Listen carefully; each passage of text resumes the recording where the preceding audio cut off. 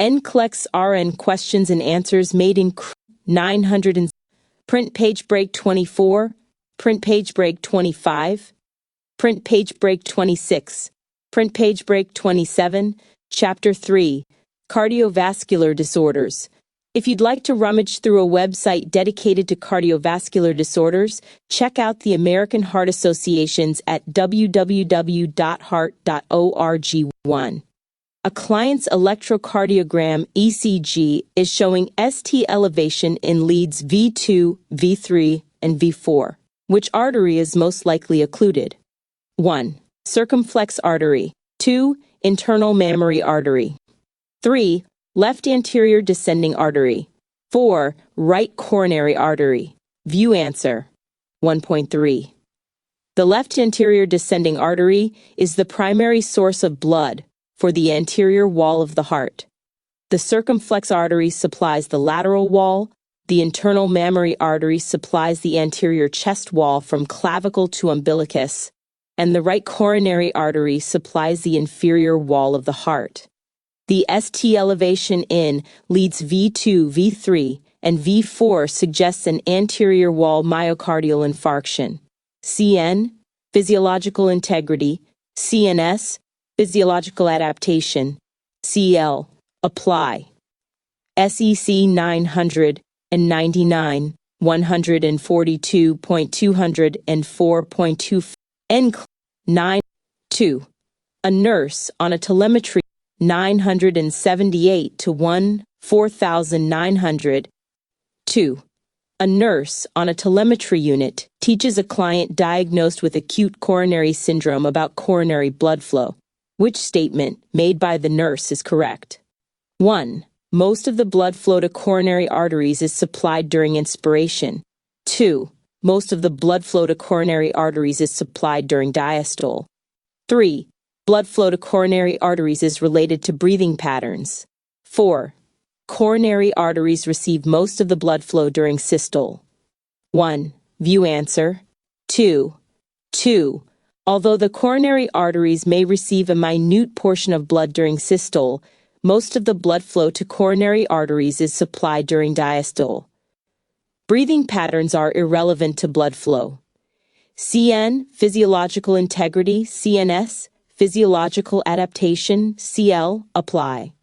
3. The nurse has just admitted a client to the telemetry floor with reports of acute chest pain radiating down the left arm. Which laboratory studies should the nurse order to evaluate myocardial damage? Select all that apply. 1. Hemoglobin and hematocrit. 2. Serum glucose. 3. Creatinine phosphokinase CKMB. 4. Troponin T and troponin I. 5. Myoglobin. 6. Blood urea nitrogen bun. SEN 999. NCLEX 901. View answer. 3, 4, 5. Levels of CKMB, troponin T, and troponin I rise because of cellular damage. Myoglobin elevation is an early indicator of myocardial damage. Neither hemoglobin, hematocrit, serum glucose, nor bun levels provide information related to myocardial ischemia. CN, health promotion.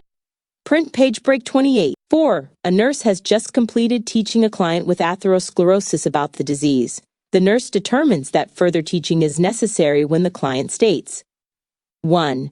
Plaques obstruct the coronary artery. 2. Plaques obstruct the coronary vein. 3. Hardened vessels can't dilate to allow blood to flow through. 4. Atherosclerosis can cause angina. 1.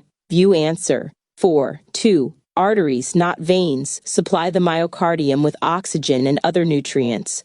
Atherosclerosis is a direct result of plaque formation in the artery. Hardened vessels can't dilate properly and therefore constrict blood flow and oxygen, causing angina.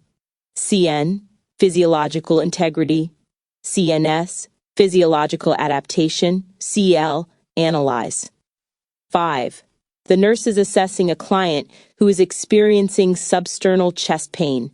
Which report of symptoms support a diagnosis of stable angina pectoris rather than a possible myocardial infarction? Select all that apply. 1. The pain began while I was watching television. 2. The pain goes up and down my left arm. 3. The pain lasts less than 5 minutes. 4. The pain started when I was eating breakfast and continued all morning. SEN 999 or 142.204.35.194 or September 25, 2025, 3:39:48 UTC. NCLEX RN questions and answers made incredibly easy. 978 to 1, 4,963 to 2,549 minus 5 or 7th edition, Lisco Dr. Susan or Lisco Susan. 5. 1 nitroglycerine tablet relieved the pain. 1. View answer. 5. 2, 3, 5. Stable angina pectoris is a temporary imbalance between the coronary artery's ability to supply oxygen and the cardiac muscle's demand for oxygen. The substernal chest pain that occurs in the stable angina pectoris may radiate to an arm, is precipitated by exertion or stress, is relieved by rest or nitroglycerin, and lasts less than 15 minutes. Myocardial infarction occurs when myocardial tissue is abruptly and severely deprived of oxygen. The substernal chest pain that occurs in myocardial infarction radiates to the left arm, back, or jaw. It occurs without cause, usually in the morning, and is only relieved by opioids and lasts 30 minutes or longer. CN, physiological integrity, CNS, physiological adaptation, CL, apply. Remember, nitroglycerin nixes angina. Nitroglycerin, a nitrate antianginal drug, helps prevent and treat acute attacks of angina. 6. The nurse is reviewing a client's lab work to determine if a risk for coronary artery disease is present, which result would require an immediate intervention by the nurse. 1. HDL equal to 100 milligrams, DL 5.5 mol/L. 2. LDL equal to 140 milligrams, DL 7.8 mol/L. 3. VLDL equal to 20%. Total cholesterol equal to 240 milligrams, 13.3 mmol/L. 1. View answer. 6.4. Total cholesterol levels above 240 milligrams, DL 13.3 mmol/L, are considered excessive. They require dietary restriction and possibly medication. Exercise may also reduce cholesterol levels. The other levels listed are all nationally accepted levels for cholesterol and carry a lower risk of CAD. CN, SEN 999, 907. A client is experiencing the classic signs and symptoms of acute coronary artery disease. What is the nurse's priority intervention? 1. Remain with the client in order to decrease anxiety. 2. Apply supplemental oxygen. 3. Administer sublingual nitroglycerin. Or educate the client about the pathophysiology causing his symptoms. 1. View answer. 7. 2. Enhancing myocardial oxygenation is the priority when a client exhibits signs or symptoms of cardiac compromise. Without adequate oxygen, the myocardium suffers damage. Sublingual nitroglycerin is administered to treat acute angina, but its administration is not the first priority. Although educating the client and decreasing anxiety are important, neither are priorities when a client is compromised.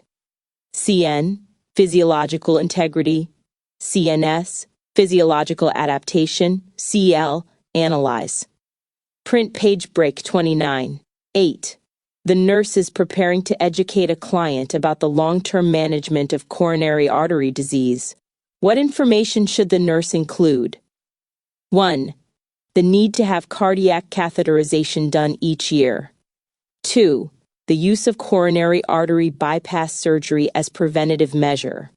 3. Daily oral administration of aspirin for prevention of blood clots. 4.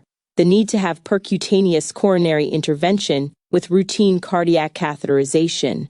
1. View answer. 8. 3. Oral administration of aspirin is used to prevent the formation of blood clots in coronary arteries. Such a medication would be used initially and long-term in the treatment of this disorder.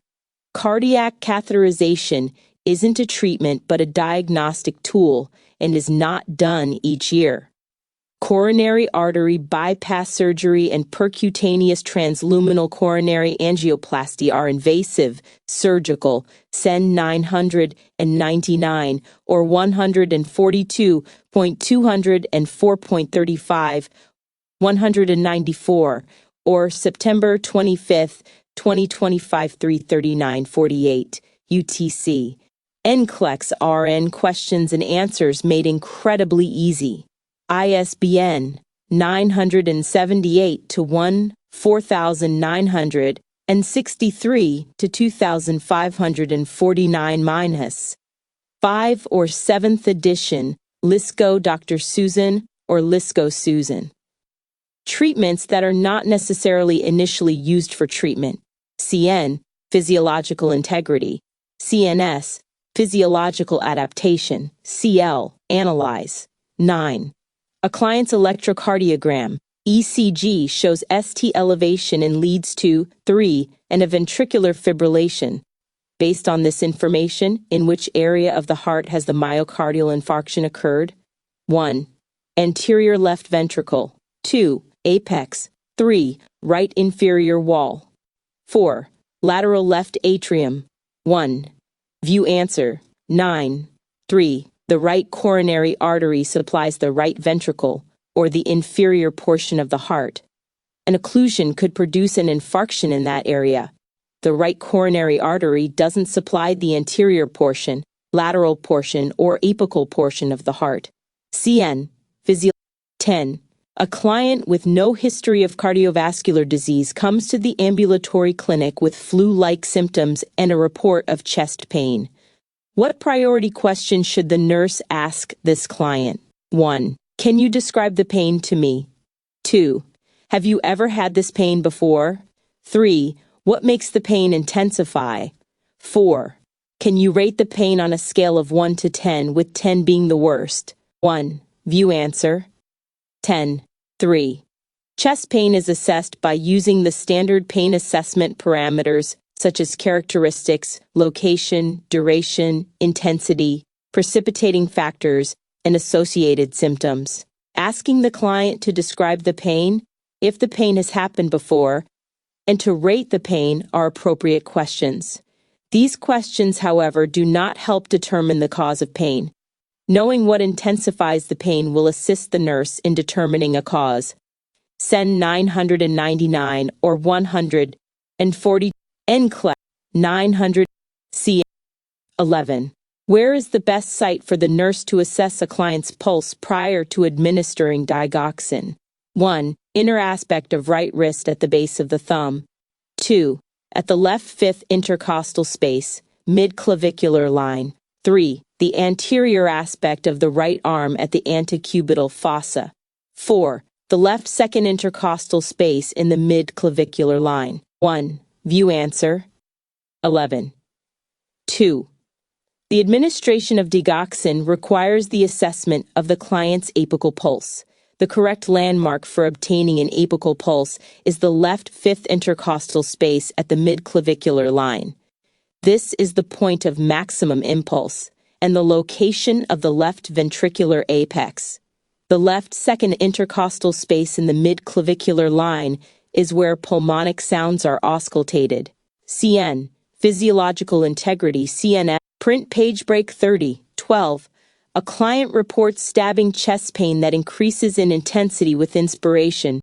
The nurse understands that the most likely origin of this pain is 1. Cardiac, 2. Gastrointestinal, 3. Musculoskeletal, 4. Pulmonary. 1. View answer. 12. 4. Pulmonary pain is generally described by these symptoms. Musculoskeletal pain only increases with movement. Cardiac and gastrointestinal pains don't change with respiration. CN, physiological integrity. CNS, physiological. 13. Where should the nurse auscultate to assess heart sounds associated with pulmonic stenosis? 1. The second intercostal space, to the right of the sternum. 2. The fifth intercostal space in the midclavicular line. 3. The second left intercostal space along the left sternal border. 4. The third and fourth intercostal spaces along the left sternal border. 1. View answer. 13. 3. Abnormalities of the pulmonic valve are auscultated at the second left intercostal space along the left sternal border. Aortic valve abnormalities are heard at the second intercostal space, to the right of the sternum. Mitral valve abnormalities are heard at the fifth intercostal space in the midclavicular line. Tricuspid valve abnormalities are heard at the third and fourth intercostal spaces along the left sternal border.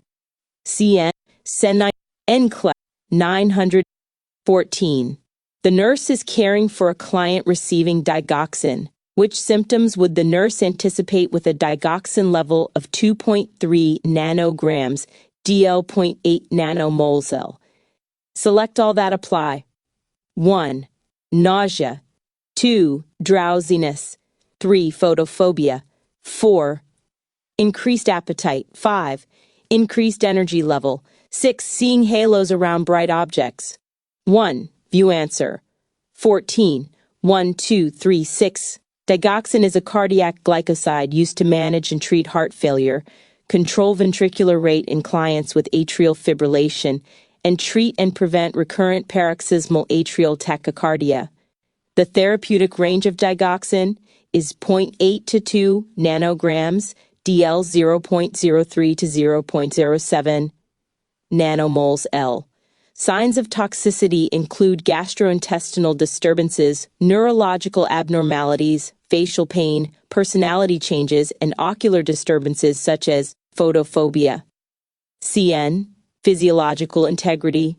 CNS, physiological adaptation. CL, analyze. 15. A client who had a myocardial infarction asks the nurse why he is receiving morphine. Which benefits of morphine should the nurse explain to this client? Select all that apply. 1. Sedation. 2. Pain relief. 3. Diminished anxiety. 4. Decreased myocardial oxygen demand. 5. Vasoconstriction of peripheral vessels. 6. Increased urinary output. SEN 999 or 142.204.35, 194, or September 25, 2025, 3:39:48 UTC. NCLEX RN questions and answers made incredibly easy. 978 to 4,963 to 2,549 minus 5 or 7th edition. Lisco Dr. Susan or Lisco Susan. 1. View answer. 15. 1, 2, 3, 4. Morphine is administered because it decreases myocardial oxygen demand. Morphine will also decrease pain and anxiety while causing sedation. Vasodilation and urinary retention are associated with morphine administration. CN, physiological integrity. CNS, pharmacological and parenteral therapies. CL, apply. Morphine pulverizes pain. Morphine is the most potent opioid analgesic. Print page break 31. 16. A client with a history of cardiac problems is concerned that he may incur a myocardial infarction MI. What sign would alert the nurse that this client may be developing this acute condition? 1. Hoarseness. 2. Pink, foamy sputum. 3. Indigestion. 4. Swelling of the feet and ankles. 1. View answer. 16. 3. A sensation, often described as heartburn, is commonly associated with an impending MI. Hoarseness is a classic sign of a thoracic aortic aneurysm, which involves an outpouching of the vessel. Heart failure that can produce a pink foamy sputum. The swelling of the feet and ankles is associated with some cardiac conditions, but is not directly associated with an MI. CN, physiological integrity. CNS, 17. A client is receiving furosemide for therapeutic diuresis. When administering furosemide, which level will require monitoring and possible replacement due to this diuresis? 1. Chloride. 2. Magnesium. 3. Potassium. 4. Sodium. 1. View answer. 17. 3. Supplemental potassium may be administered with furosemide due to potassium loss that often occurs as a result of this diuretic. Neither chloride, magnesium, nor sodium are lost during diuresis. CN. Physiological integrity, CNS. Pharmacological and parenteral therapies, CL, apply. SEN 999 or 142.204.35, 194, or September 25, 2025, 3:39:48 UTC. NCLEX RN questions and answers made incredibly easy. 978 to 4,963 to 2,549 minus 5 or 7th edition. LISCO Dr. Susan or LISCO Susan. 18. A client is experiencing myocardial infarction-induced heart failure. When assessing this client, the nurse should carefully auscultate for 1. A third heart sounds 3. 2. A fourth heart sounds 4. 3. An aortic murmur. 4. Aortic regurgitation. 1. View answer. 18. 1. This client's condition can result in rapidly filling ventricles, resulting in ventricular dilation. This can be auscultated as a third heart sounds 3. Systemic hypertension or increased atrial contraction can result in a fourth heart sound. Aortic valve malfunction is heard as a murmur, while aortic regurgitation is the result of an incompetent aortic valve.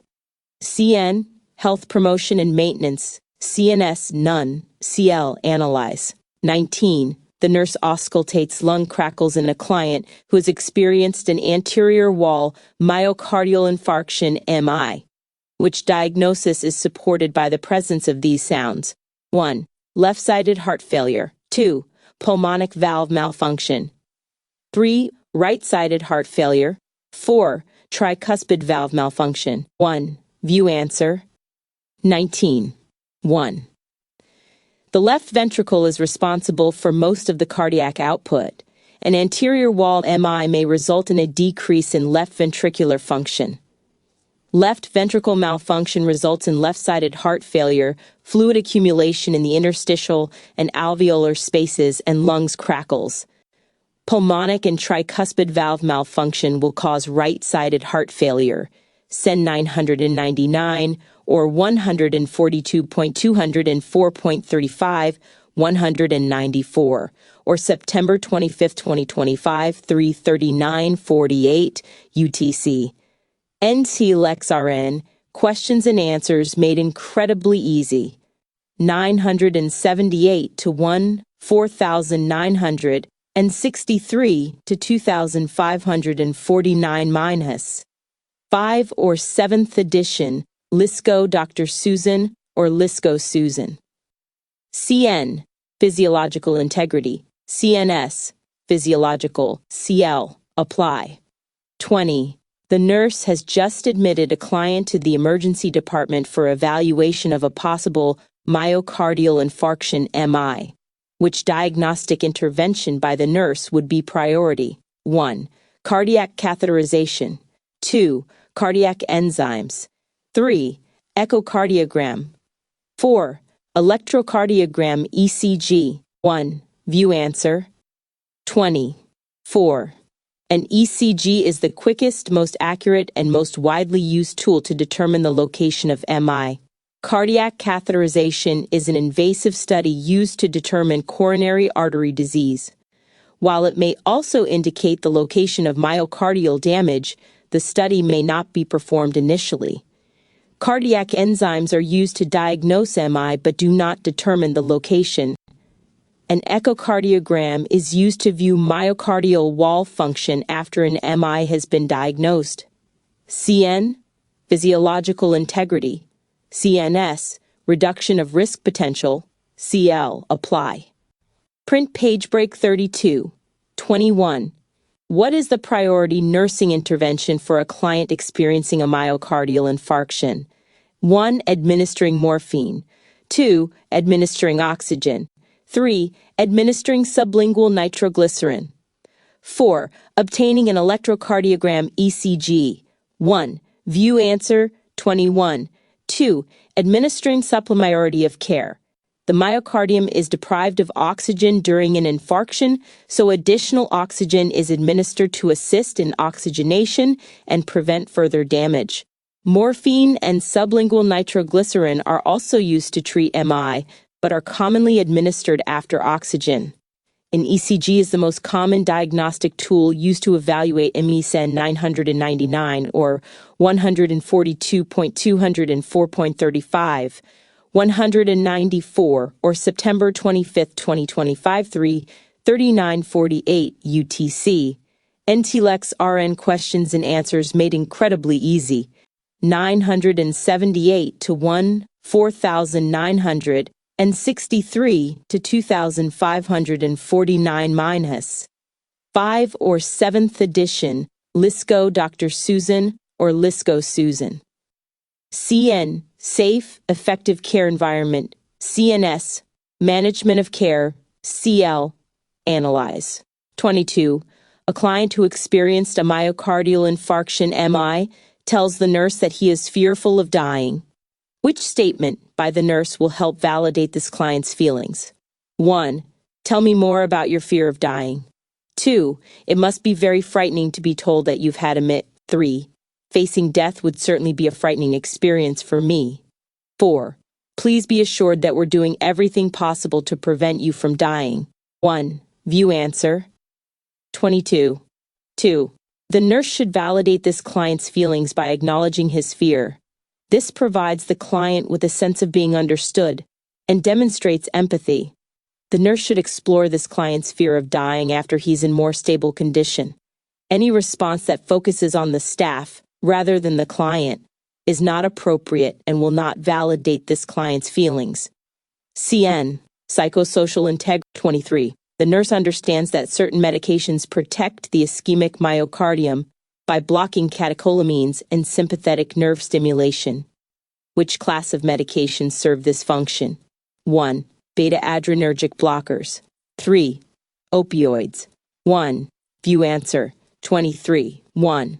Beta-adrenergic blockers work by blocking beta receptors in the myocardium, reducing the response to catecholamines and sympathetic nerve stimulation. They protect the myocardium and help reduce the risk of another infarction by decreasing the workload of the heart and decreasing myocardial oxygen demand. Calcium channel blockers reduce the workload of the heart by reducing contractility and vasodilatation, thus lowering afterload. Opioids reduce myocardial oxygen demand, promote. CEN 999, NCLEX 9, vasodilation, and decrease anxiety. Nitrates reduce myocardial oxygen consumption by decreasing left ventricular end diastolic pressure and systemic vascular resistance. CN. A client who experienced a myocardial infarction, MI 48 hours ago, is most at risk for the developing. 2. Heart failure. 3. Arrhythmias. 4. Pericarditis. 1. View answer 24. 3. Arrhythmias caused by oxygen deprivation to the myocardium are the most common complication of an MI. Cardiogenic shock, another complication of MI, is defined as the end stage of left ventricular dysfunction. The condition occurs in approximately 15% of clients with MI. Because the pumping function of the heart is compromised by an MI, heart failure is the second most common complication. Pericarditis most commonly results from a bacterial or viral infection, but may occur 1 week after a MI. CN. Physiological integrity. CNS. Physiological adaptation. CL. Apply. Print page break 33. 25. A client diagnosed with heart failure suddenly develops dyspnea at rest, disorientation, confusion, and crackles in the lung bases on auscultation. What are the important nursing interventions? Select all that apply. 1. Insert a Foley catheter. 2. Monitor urinary output. 3. Administer nasal oxygen. 4. Administer a prescribed rapid-acting diuretic. 5. Place the client in a modified Trendelenburg position. 6. Administer the ordered 500 ml Ivor bolus of normal saline solution. SEN 999 or 1 N 9 25 1 2 3 4. Acute pulmonary edema is a life-threatening event in which the left ventricle of the heart fails to eject sufficient blood. Pressure in the lungs increases because of accumulated blood. The nurse should begin interventions to decrease this pressure. The client should be placed in high Fowler's position to facilitate respirations. The nurse should ensure that vascular access is available, but IV fluids are not administered because they will increase body fluid. Oxygen should be administered. The provider will often prescribe a rapid-acting diuretic to eliminate body fluid.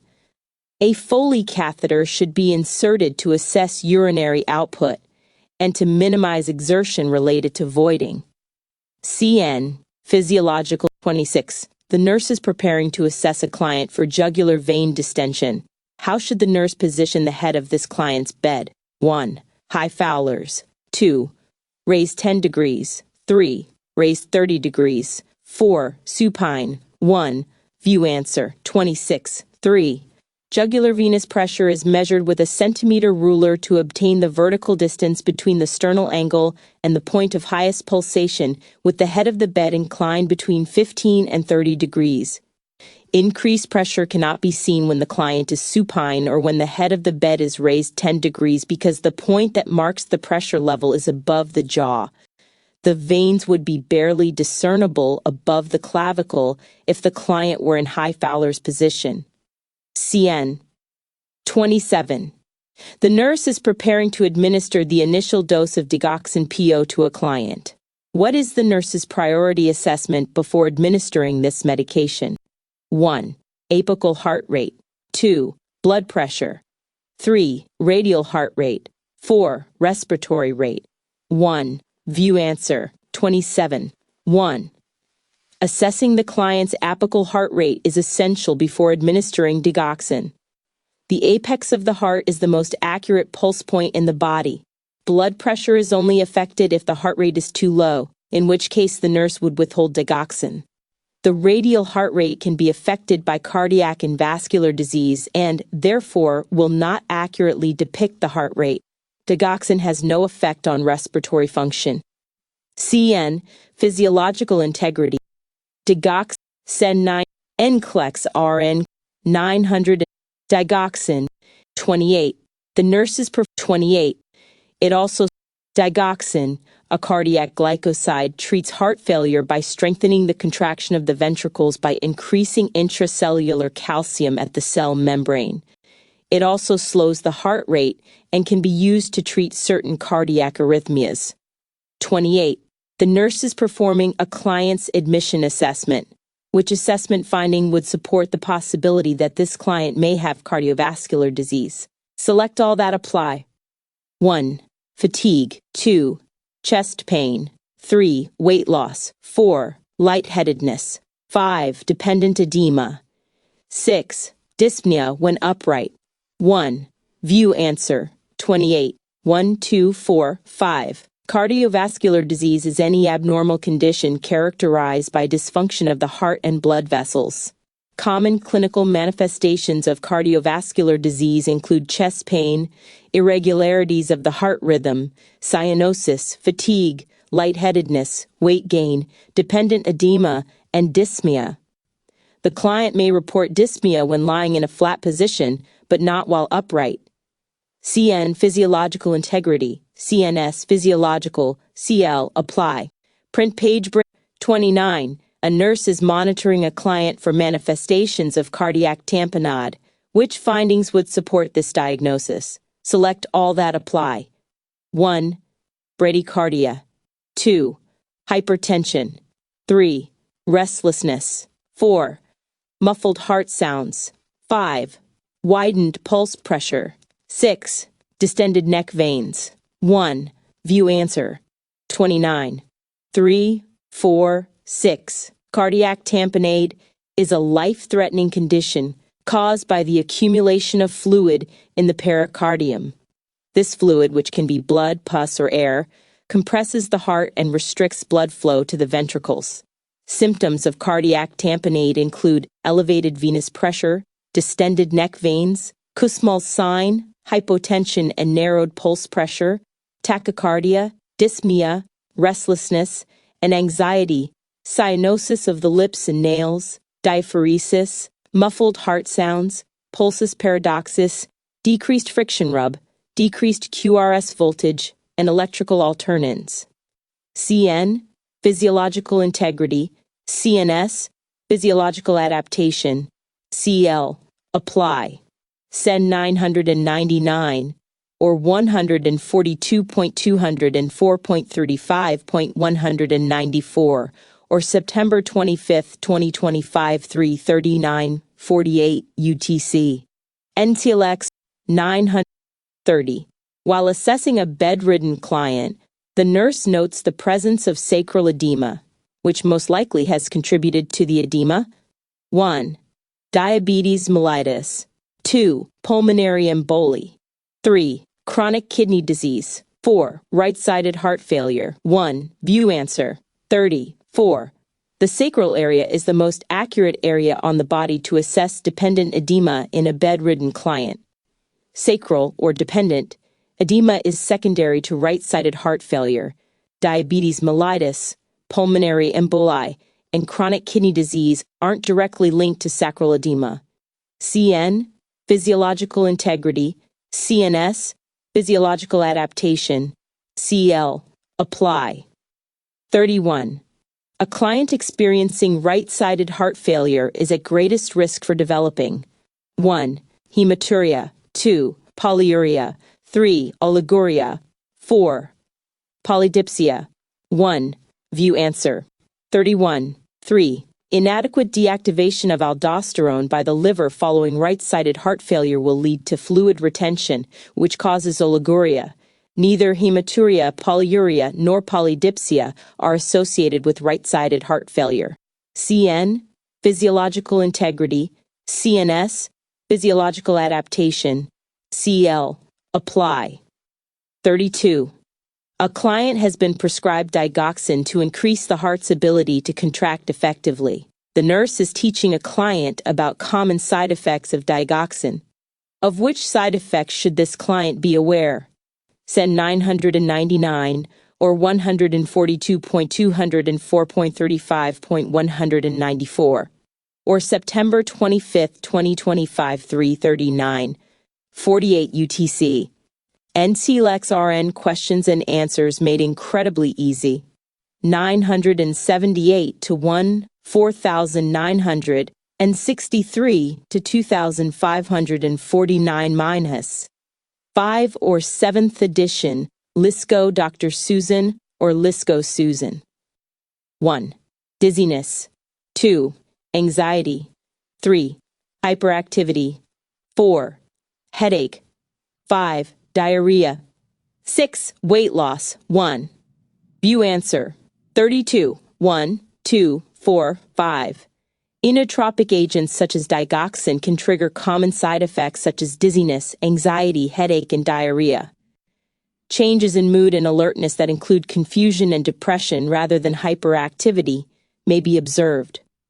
Weight loss is not associated with cardiac glycosides. The client should be instructed to notify their healthcare provider if any of these side effects become severe. CN, physiological integrity, CNS, physiological adaptation, CL, apply. 33. What is the priority nursing intervention for a client experiencing a dysrhythmia that continues to deteriorate and requires converting? 1. Administer 1 mg of epinephrine. 4. 2. Defibrillate. 3. Initiate CPR. 4. Administer vasopressin 40 units. 4th 1. View answer. 33. 2. To attempt to convert the rhythm, the nurse should first defibrillate the client. If this is unsuccessful, then CPR should be initiated. Epinephrine and vasopressin may be given, but only after 2 defibrillation attempts. CN, physiological integrity, CNS, physiological adaptation, CL, analyze. Print page break 35. 34. A nursing assessment confirms that a client being evaluated for a cardiac-related diagnosis is experiencing weight gain. SEN 990. NCLEX 901. Angina pectoris. 2. Cardiomyopathy. 3. Left-sided heart failure. 4. Right-sided heart failure. 1. View answer. 34. 4. Weight gain, nausea, and decreased urine output are secondary effects of right-sided heart failure. Cardiomyopathy is usually identified as a symptom of left-sided heart failure. Left-sided heart failure primarily causes pulmonary symptoms rather than systemic ones. Angina pectoris doesn't cause weight gain, nausea, or a decrease in urine output. CN, physiological integrity, CNS, physiological, CL, apply. 35. A client's cardiac rhythm strip shows a regular rhythm with atrial and ventricular rates of 70 beats per minute, a PR interval of 0.24 seconds, and a QRS duration of 0.08 seconds. The nurse interprets this rhythm as 1. Normal sinus rhythm NSR. 2. NSR with first-degree atrioventricular AV block. 3. Sinus arrhythmia. 4. Accelerated junctional rhythm. 1. View answer. 35. 2. An increased PR interval is indicative of a first-degree AV block. NSR and sinus arrhythmia have normal PR intervals. The PR interval, if present, is less than 0.12 seconds in accelerated junctional rhythm.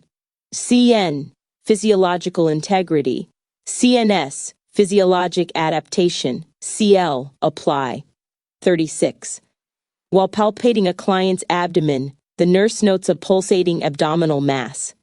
How should the nurse interpret this assessment? 1. Abdominal aortic aneurysm. 2. Enlarged spleen. 3. Gastric distension. 4. Gastritis. 1. View answer.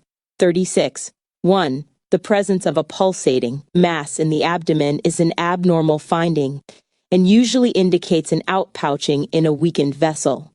The finding, however, can be normal on a very thin person. An enlarged spleen, gastric distension, and gastritis do not cause pulsation. CN, health promotion and maintenance. CNS, none. CL, understand. 37. The nurse understands that the most common symptom in a client with abdominal aortic aneurysm is 1. Abdominal pain. SEN 900. NCLEX 9. 2. Diaphoresis. 3. Headache. 4. Upper back pain. 1. View answer. 37. 1. Abdominal pain in a client with an abdominal aortic aneurysm results from the disruption of normal circulation in the abdominal region. Diaphoresis and headache are not associated with abdominal aortic aneurysm. Lower back pain usually signifies expansion and impending rupture of the aneurysm. CN, physiological integrity. CNS, basic care and comfort. CL, understand. 38. A client with an abdominal aortic aneurysm is admitted to a step-down unit. The nurse should intervene immediately if this client experiences 1. A migraine-like headache. 2. Cramping in the legs. 3. Sudden severe back pain. 4.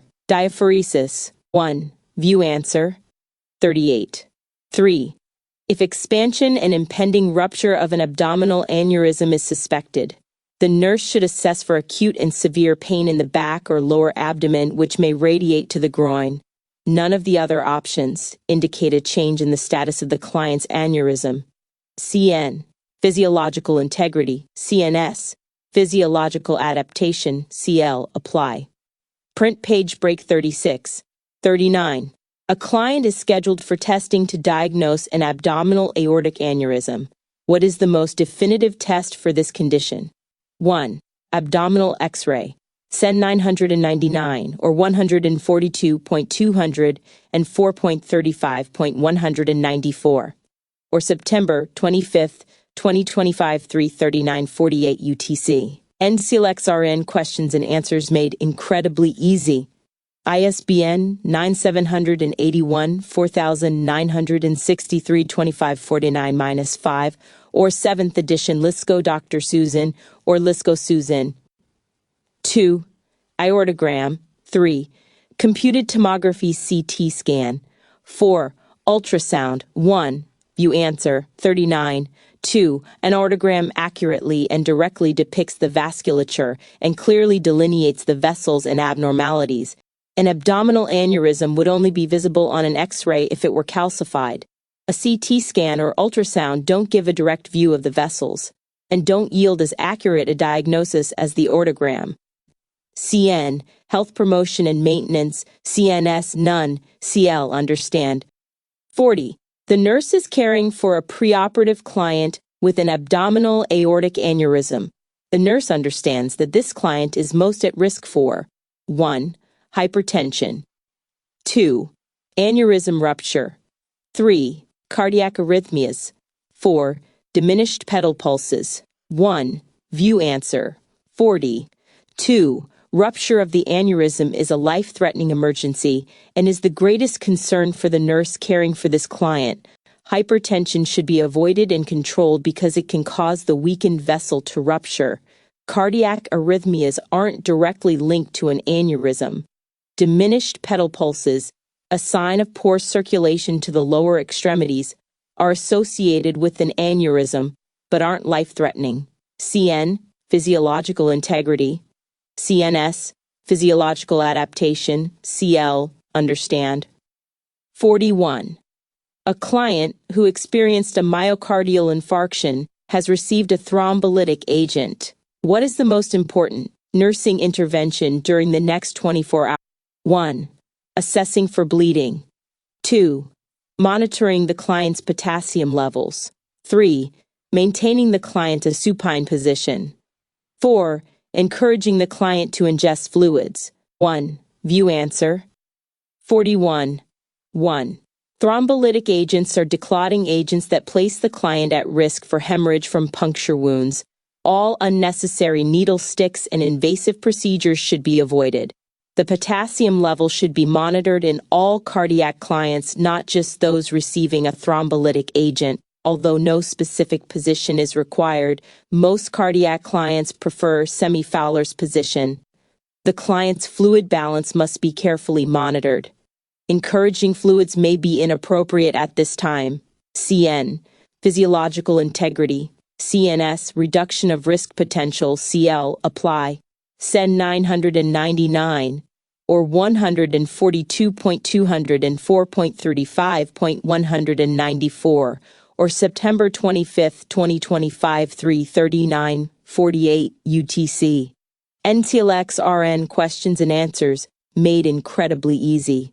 ISBN 978-1 4963-2549-5 or 7th edition LISCO Dr. Susan or LISCO Susan. 42. The nurse is assessing the abdomen of a client admitted for a possible abdominal aneurysm. Where should the nurse palpate to determine this condition? 1. Right upper quadrant. 2. Directly over the umbilicus. 3. Middle lower abdomen to the left of the midline. 4. Middle lower abdomen to the right of the midline. Print page break 37. 1. View answer. 42. 3. The aorta lies directly left of the umbilicus, therefore, any other region is inappropriate for palpation. CN, physiological integrity. CNS, basic care and comfort. CL, apply. 43. The nurse is performing an admission assessment on a client diagnosed with an abdominal aortic aneurysm. For which comorbidity should the nurse assess? 1. Diabetes mellitus. 2. Hypertension. 3. Peripheral vascular disease. 4. Syphilis. 1. View answer. 43. 2. Continuous pressure on the vessel walls from hypertension can weaken the walls and cause an aneurysm. Diabetes mellitus doesn't have a direct link to aneurysm. Atherosclerotic changes can occur with peripheral vascular diseases and are loosely linked to aneurysms. Only 1% of clients with syphilis experience an aneurysm. CN, Health Promotion and Maintenance, CNS, N1CL apply, SEN 999, or 142.200 and 4.35.194, or September 25, 2025, 339:48 UTC. NCLEX RN questions and answers made incredibly easy. ISBN 978 to 14963 to 2500 and 49-57 Edin Lisco, Dr. Susan Lacko's son. 44. When auscultating the abdominal region of a client with abdominal aortic aneurysm, the nurse hears a bruit. How should the nurse interpret this finding? 1. Normal finding. 2. Reflects a partial arterial occlusion. 3. Indicates a collection of fluid in the lungs. 4. Shows an inflammation of the peritoneal surface. View answer. 44.2. A bruit is a vascular sound that reflects partial arterial occlusion.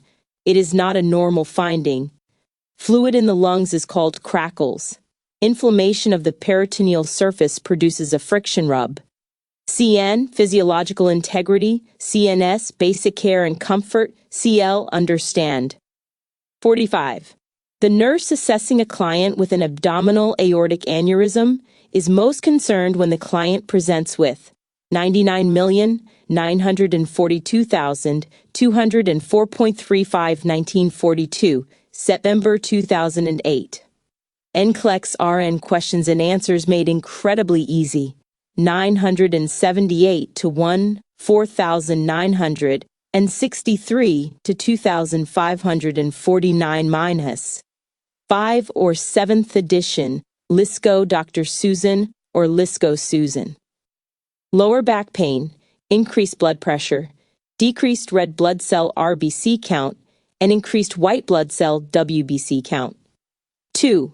Severe lower back pain, decreased blood pressure, decreased RBC count, increased WBC count. 3. Severe lower back pain, decreased blood pressure, decreased RBC count, decreased WBC count. 4. Intermittent lower back pain, decreased blood pressure, decreased RBC count, increased WBC count. 1. View answer. 45. 2. Severe lower back pain indicates an aneurysm rupture, secondary to pressure being applied within the abdominal cavity. When rupture occurs, the pain is constant until the aneurysm is repaired. Blood pressure decreases due to the loss of blood after the aneurysm ruptures. The RBC count is decreased. The WBC count increases as cells migrate to the site of injury. CN, physiological integrity. CNS, physiological adaptation. CL, apply. 46. During the assessment of a client who had an abdominal aortic repair, the nurse notes a hematoma in the perineal area. The nurse interprets this as 1. A hernia. 2. A stage 1 pressure ulcer. 3. A retroperitoneal rupture at the repair site. 4. The rapid expansion of the aneurysm. 1. View answer. 46. 3. Blood collects in the retroperitoneal space and is exhibited as a hematoma in the perineal area. This rupture is most commonly caused by leakage at the repair site. A hernia doesn't cause vascular disturbances, nor does a pressure ulcer. Because no bleeding occurs with rapid expansion of the aneurysm, a hematoma will not form. CN, physiological integrity. CNS, physiological adaptation. CL, apply. Print page break 38. 47. A client recently diagnosed with an aneurysm asks the nurse if any genetic disease is closely linked to aneurysm formation. What is the nurse's best response? 1. Cystic fibrosis. 2. Hemophilia. 3. Marfan syndrome.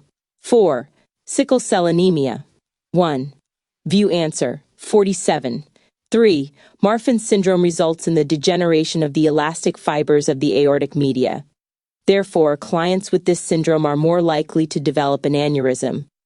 Although cystic fibrosis, hemophilia, and sickle cell anemia are all genetic diseases, they have not been linked to aneurysms. CN, health promotion and maintenance. CNS, none. CL, apply. 48. A client displays signs associated with a possible ruptured aortic aneurysm. What is the priority nursing intervention? 1. Administer prescribed antihypertensive medication, SEN 999 or 142.204.35.194, or September 25, 2025, 3:39:48 UTC. NCLEX-RN questions and answers made incredibly easy. 978 to 4,963 to 2,549 minus 5 or 7th edition, Lisco Dr. Susan or Lisco Susan. 2. Prepare the client for an aortogram. 3. Administer prescribed beta-adrenergic blocker medication. 4. Prepare the client for surgical intervention. 1. View answer. 48. 4. When the vessel ruptures, prompt surgery is required for its repair. Antihypertensive medications and beta-adrenergic blockers can help control hypertension, reducing the risk of rupture. An aortogram is a diagnostic tool used to detect an aneurysm. CN, physiological integrity. CNS, basic care and comfort. CL, apply. 49. A nurse is teaching a group of nursing students about dilated cardiomyopathy DCM. Which statements, made by the students, would indicate that teaching was effective? Select all that apply. 1. Pregnancy may play a role in developing this form of cardiomyopathy. 2. Initial symptoms of DCM are often increasing fatigue and dyspnea. 3. Management of DCM focuses on decreasing cardiac workload. 4.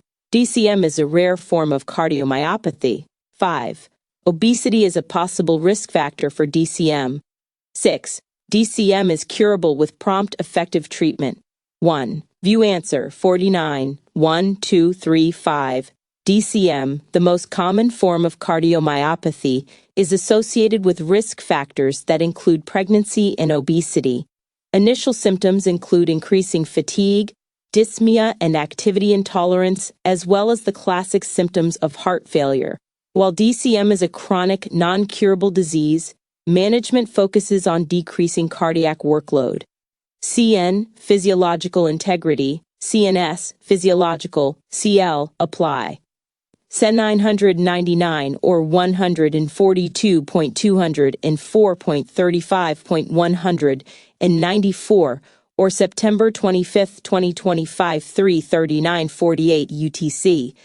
NCLEX-RN questions and answers made incredibly easy. 978 to 4,963 to 2,549 minus 5 or 7th edition, Lisco Dr. Susan or Lisco Susan. Remember, LOL drugs make blood pressure fall. Beta-adrenergic antagonists, which typically end in LOL, are used for treating hypertension, along with arrhythmias and angina. Beta-adrenergic antagonists include the following: atenolol, carvedilol, metoprolol, nadolol, propranolol. 50. Which type of cardiomyopathy is associated with childbirth?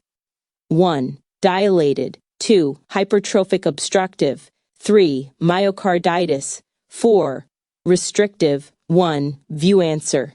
50. 1. Dilated cardiomyopathy, defined as deterioration in cardiac function, typically presents between the last month of pregnancy and up to 6 months postpartum.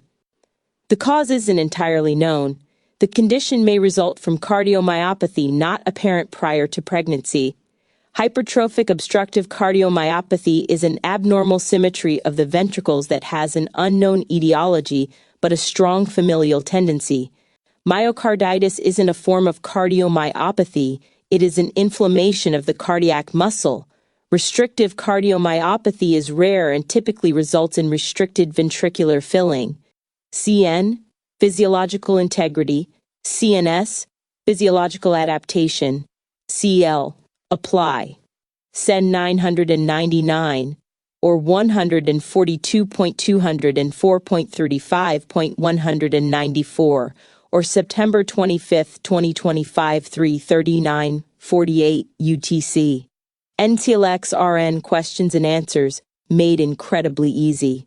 ISBN 978-1, 4963-2549-5, or 7th edition, Lisco Dr. Susan or Lisco Susan. Print page break 39:51. The nurse is reviewing an echocardiogram report of a client with hypertrophy of the ventricular septum.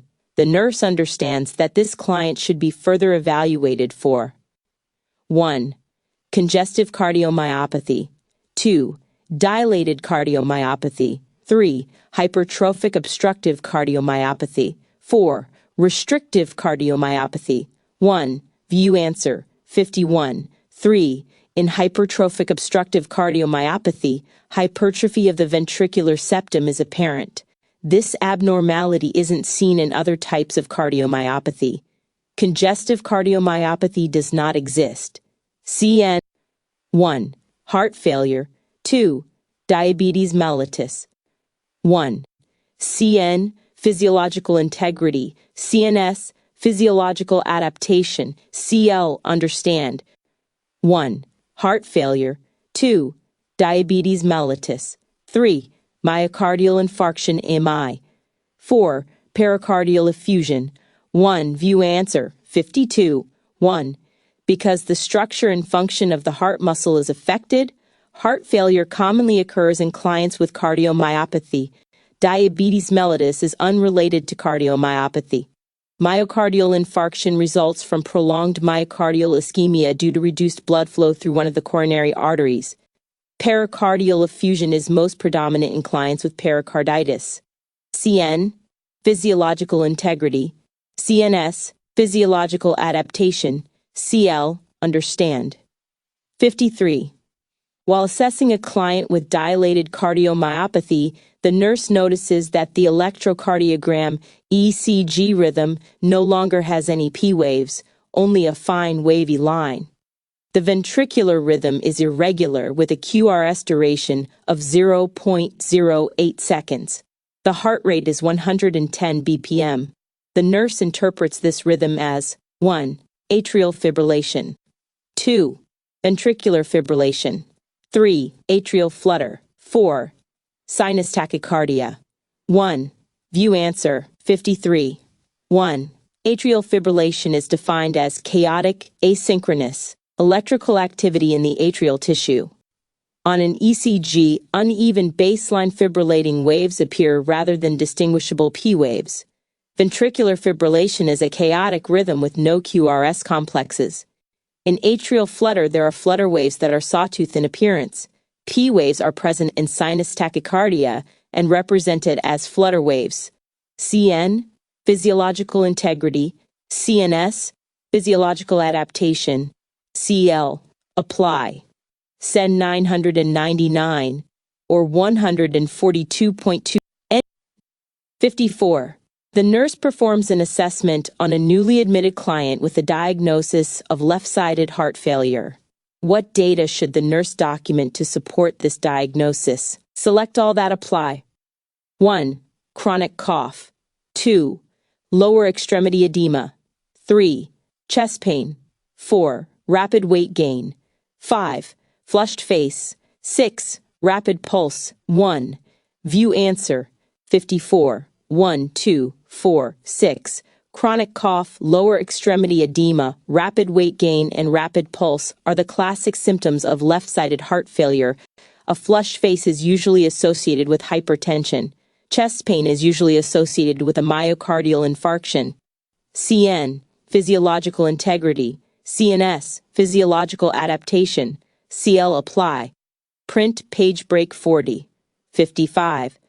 The nurse determines further teaching is necessary when a client with cardiomyopathy states 1. Dilated cardiomyopathy decreases cardiac output. 2. Cardiac output increases in hypertrophic obstructive cardiomyopathy. 3. Cardiac output is not affected by hypertrophic obstructive cardiomyopathy. 4. Restrictive cardiomyopathy decreases cardiac output. 1. View answer. 55. 2. Cardiac output isn't affected by hypertrophic obstructive cardiomyopathy because the size of the ventricle remains.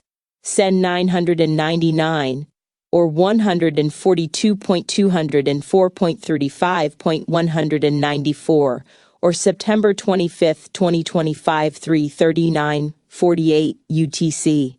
NCLEX RN questions and answers made incredibly easy. ISBN 978-1, 4963-2549-5, or 7th edition, LISCO Dr. Susan or LISCO Susan. Relatively unchanged. Dilated cardiomyopathy and restrictive cardiomyopathy decrease cardiac output. CN, physiological integrity. CNS, physiological adaptation. CL, apply. 56. The nurse, performing a cardiac assessment on a client, auscultates a fourth heart sound as 4. How should the nurse interpret this finding? 1. Dilated aorta. 2. An older but normally functioning heart. 3. Decreased myocardial contractility. 4. Failure of the ventricle to eject all the blood during systole. 1. View answer. 56. 4. An S4 occurs as a result of increased resistance to ventricular filling after atrial contraction. This increased resistance is related to decreased compliance of the ventricle. A dilated aorta doesn't cause an extra heart sound, though it does cause a murmur. Decreased myocardial contractility is heard as a third heart sound. An S4 isn't heard in a normally functioning heart. CN, physiological integrity. CNS, physiological. CL, understand. 57. A client is being treated for dilated cardiomyopathy. Which medication would this client most likely receive? 1. Anticoagulants. 2. Beta-adrenergic blockers. 3. Calcium channel blockers. 4. Nitrates. 1. View answer. 57. 2. By decreasing the heart rate and contractility, beta-adrenergic blockers improve myocardial filling and cardiac output, which are primary goals in the treatment of dilated cardiomyopathy.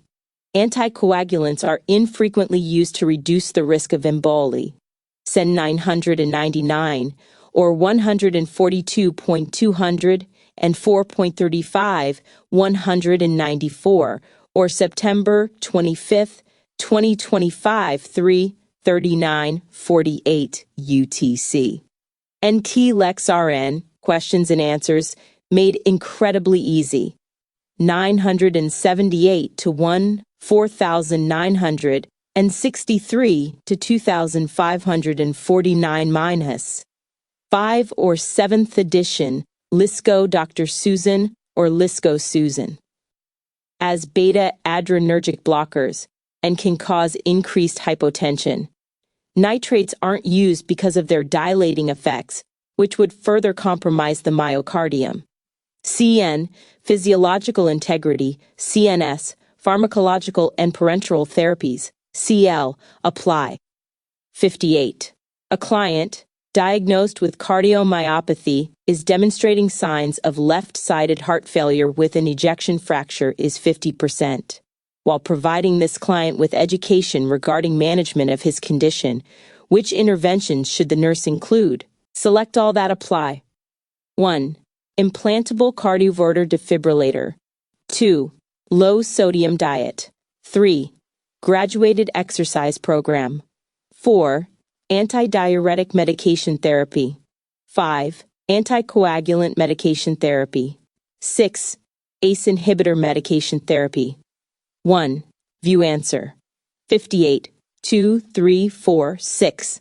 The multifaceted treatment will include a low-sodium diet, gradual increase in activity, and diuretic medication therapy to decrease fluid overload and cardiac workload.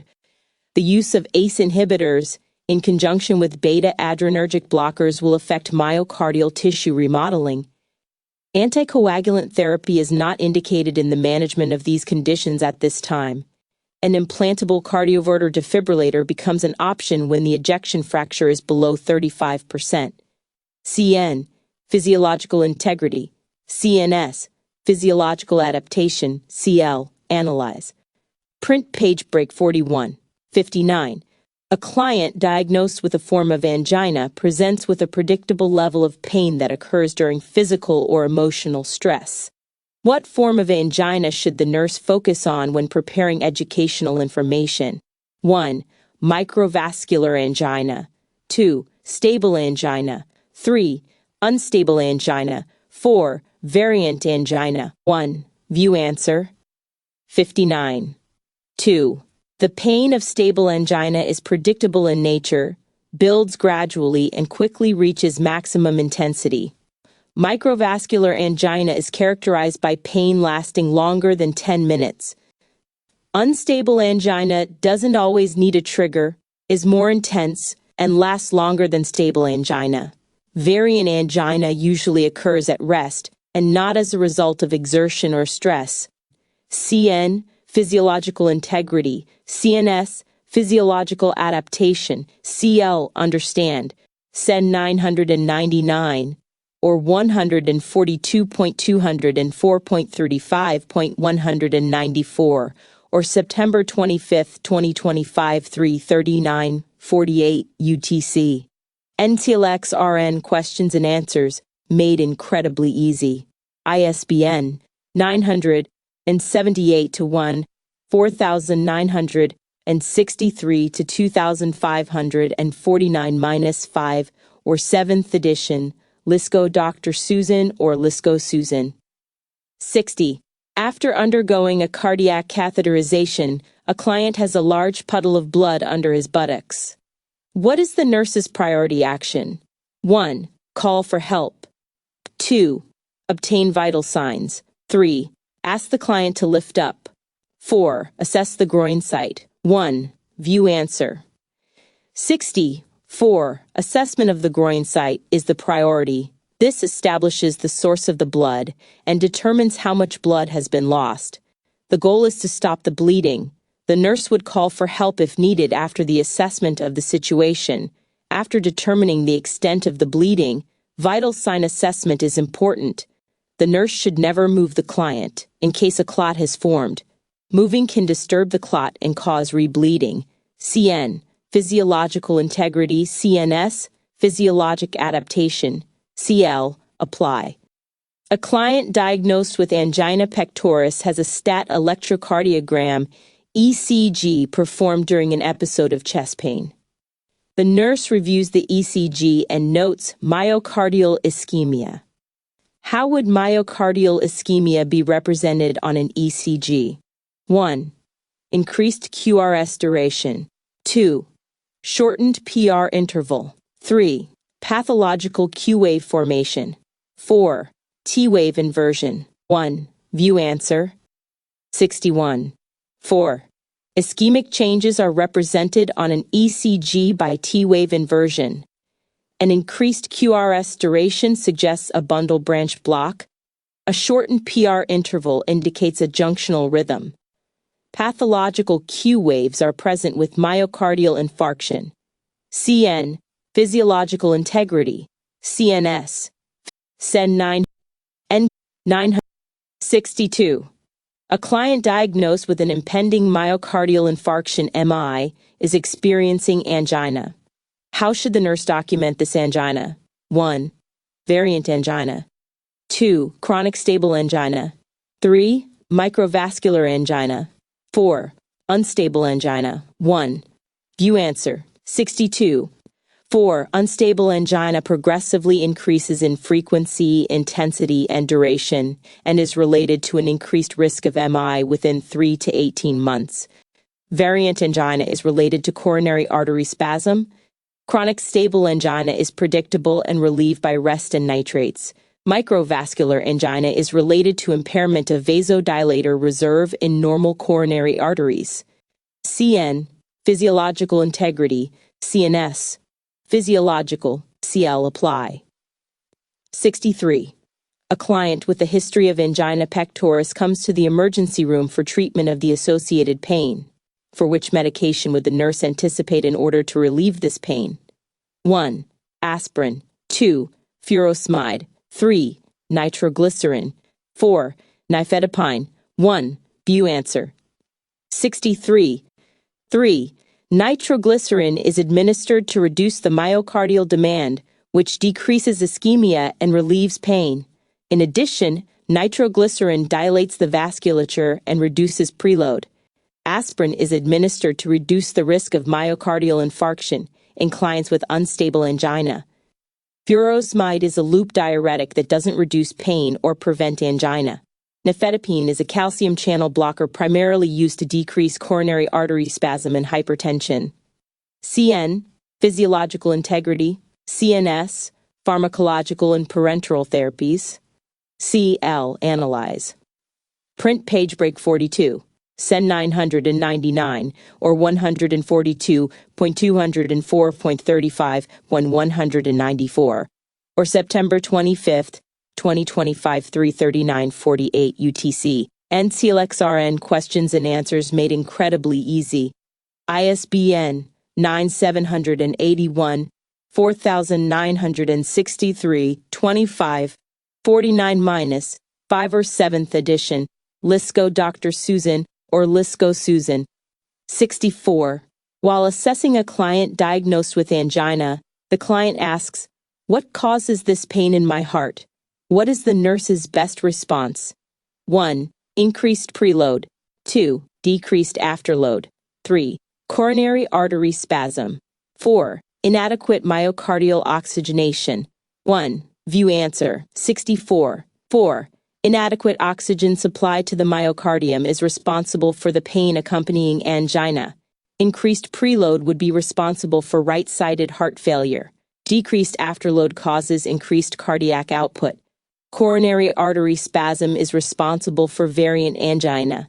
CN, physiological integrity, CNS, 65. A nurse is preparing a client for cardiac catheterization. What is the nurse's priority assessment? 1. Weight and height. 2. Known allergies. 3. Apical heart rate. 4. Cardiac rhythm. 1. View answer.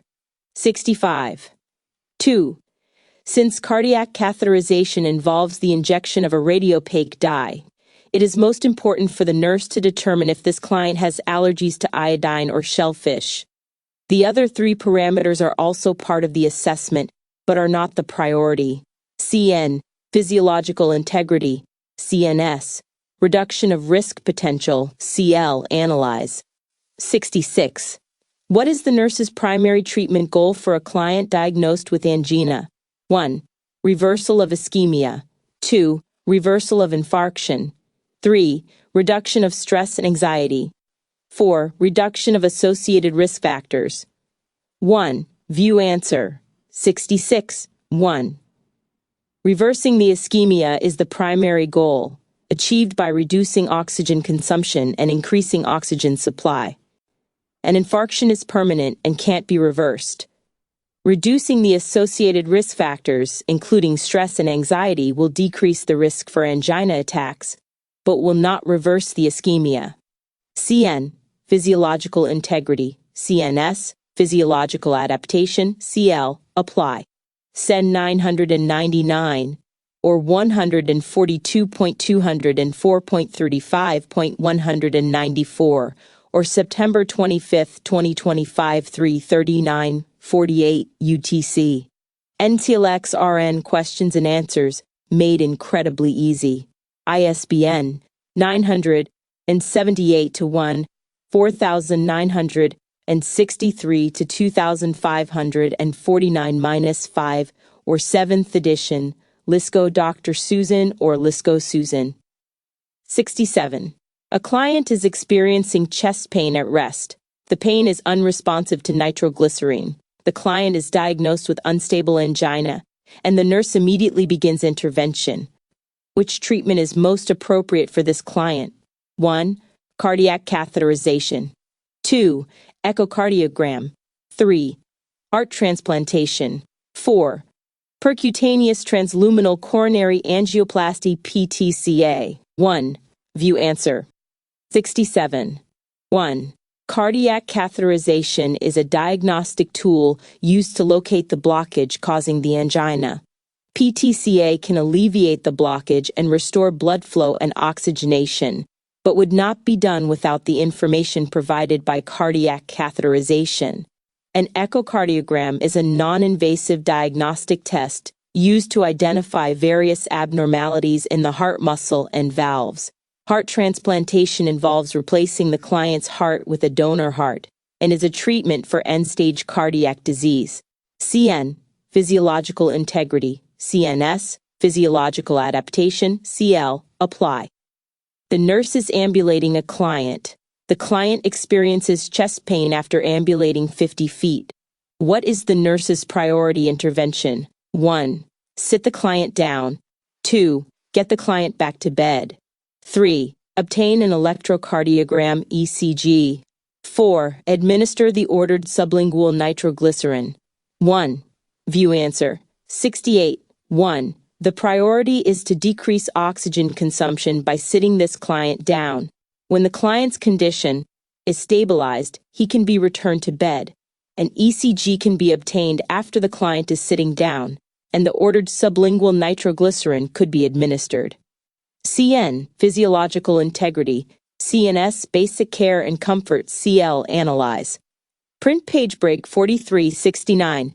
The nurse is assessing a client diagnosed with heart failure.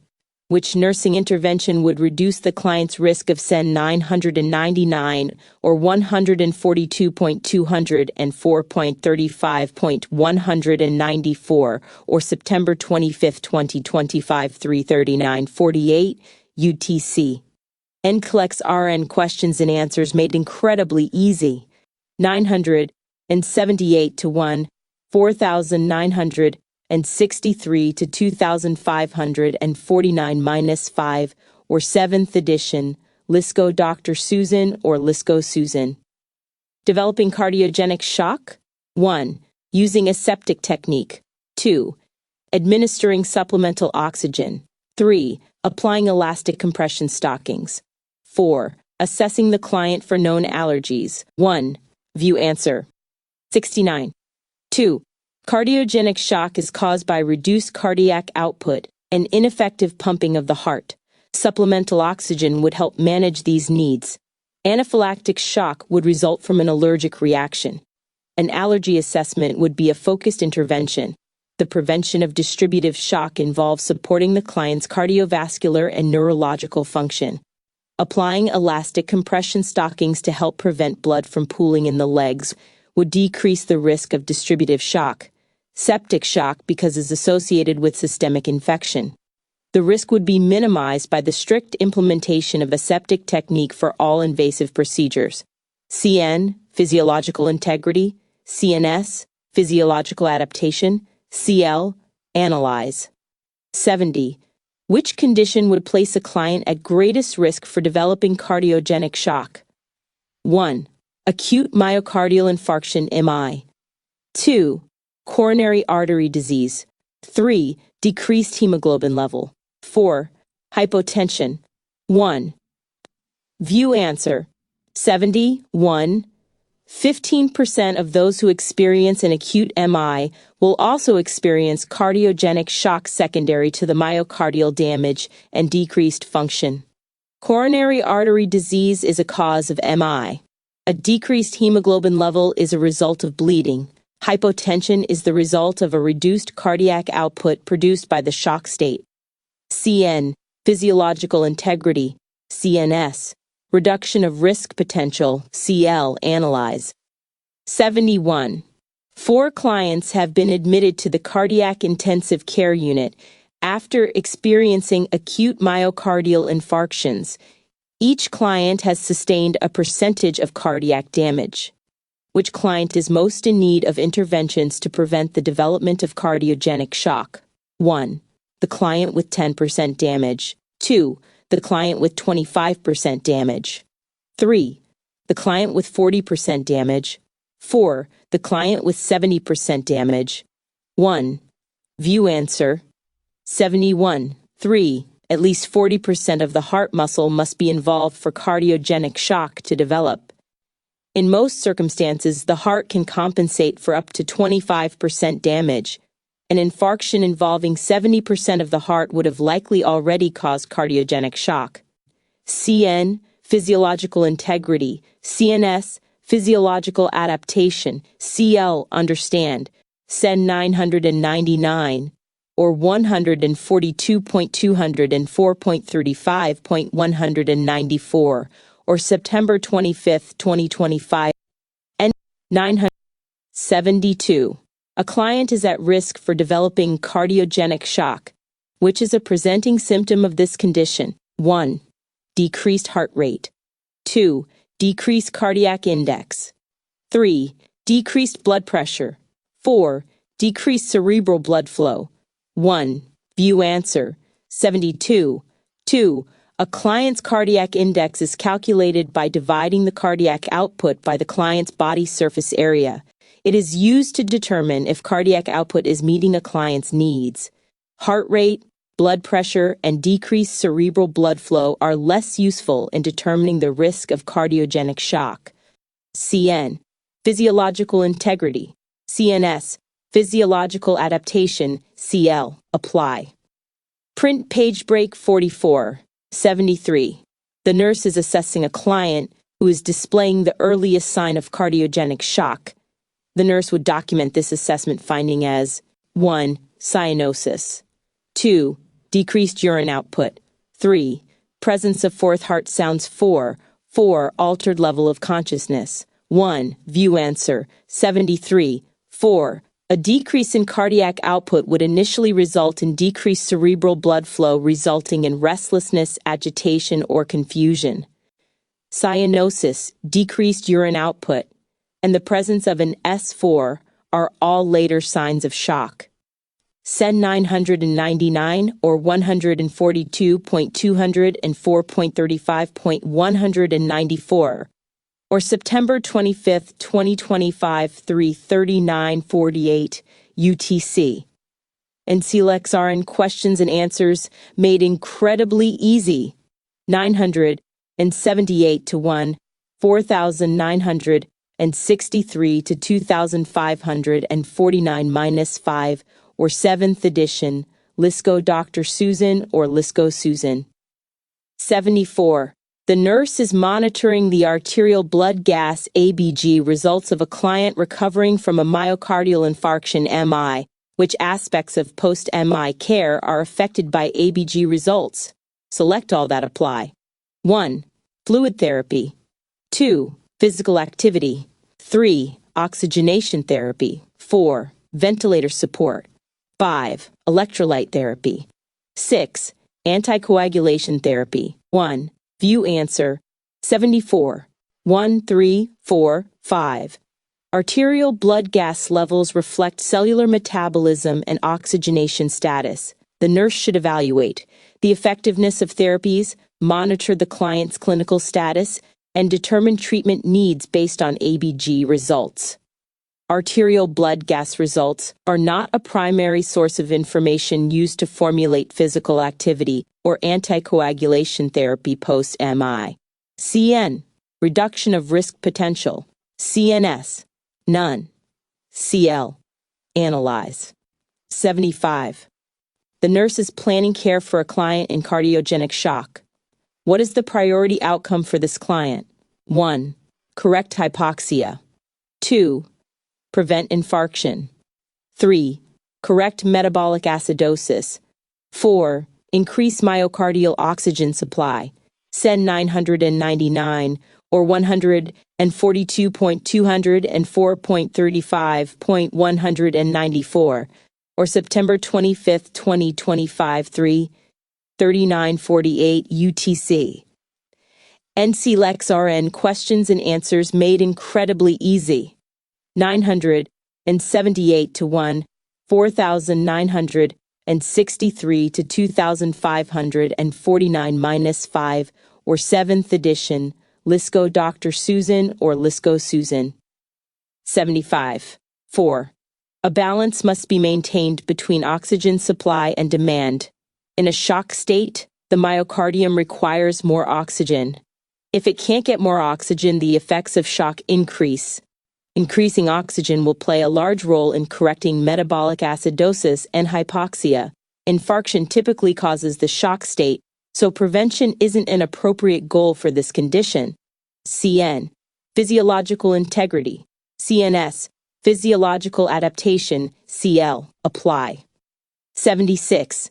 Which class of drug is most commonly prescribed to increase cardiac output? 1. Beta-adrenergic agonist. 2. Angiotensin-converting enzyme inhibitor. 3. Loop diuretic. 4. Beta blocker. 1. View answer. 76. 1. A beta-adrenergic agonist, such as dobutamine, is a direct-acting inotropic agent whose primary activity would result in an increase in cardiac output. An angiotensin-converting enzyme inhibitor directly lowers blood pressure. A loop diuretic doesn't have a direct effect on contractility or tissue perfusion. A beta blocker slows the heart rate and lowers blood pressure. CN, physiological integrity, CNS, pharmacological and parenteral therapies, CL, apply. 77. What is the nurse's most important tool for monitoring the severity of a shock state? 1. Arterial line. 2. Indwelling urinary catheter. 3. Electrocardiogram ECG monitor. 4. Pulmonary artery catheter. 1. View answer. Send 999 or 142.200 and 4.35.194 or September 25, 2025 3:39:48 UTC. NCLEX RN questions and answers made incredibly easy. 978 to 1, 4,963 to 2,549 minus 5, or 7th edition, Lisco Dr. Susan or Lisco Susan. 77. 4. A pulmonary artery catheter will give accurate pressure measurements within the heart that help determine the course of treatment. An arterial line, an indwelling urinary catheter, and an ECG monitor all provide valuable information related to the severity of a shock state, but aren't the most important tools. CN, physiological integrity, CNS, physiological adaptation, CL, analyze. Print page break 45, 78. What would be heard during the first phase of Korotkov sounds? 1. Disappearance of sounds. 2. Faint, clear tapping sounds. 3. A murmur or swishing sounds. 4. Soft muffling sounds. 1. View answer. 78. 2. Auscultation in phase 1 would produce a faint, clear tapping sound that gradually increases in intensity. Phase 2 produces a murmur sound. Phase 3 produces a more intense murmur sound. A muffled sound that gives a soft blowing noise is heard in phase 4. Phase V, the final phase, is marked by the disappearance of sounds. CN, physiological integrity. CNS, basic care and comfort. CL, remember. 79. In what way do the kidneys attempt to normalize blood pressure when hypertension occurs? 1. The kidneys retain sodium and excrete water. 2. The kidneys excrete sodium and excrete water. 3. The kidneys retain sodium and retain water. 4. The kidneys excrete sodium and retain water. 1. View answer. Send 999 or 142.200 and 4.35.194 or September 25, 2025 3:39:48 UTC. NCLEX RN questions and answers made incredibly easy. 978 to 1, 4,963 to 2,549 minus 5, or 7th edition, Lisco Dr. Susan or Lisco Susan. 79. 2. The kidneys respond to a rise in blood pressure by excreting sodium and excess water. This response ultimately affects systolic blood pressure by regulating blood volume. Sodium or water retention would increase blood pressure. Sodium and water travel together across the membrane in the kidneys. One cannot travel without the other. CN, physiological integrity. CNS, physiological adaptation. CL, understand. 80. A nurse is teaching a client about the effects of angiotensin II on blood pressure. The nurse knows that teaching has been effective when the client states: 1. It is a powerful vasodilator. 2. It increases aldosterone secretion. 3. It brings about a diuretic effect. 4. It stimulates the parasympathetic nervous system. 1. View answer. 80. 2.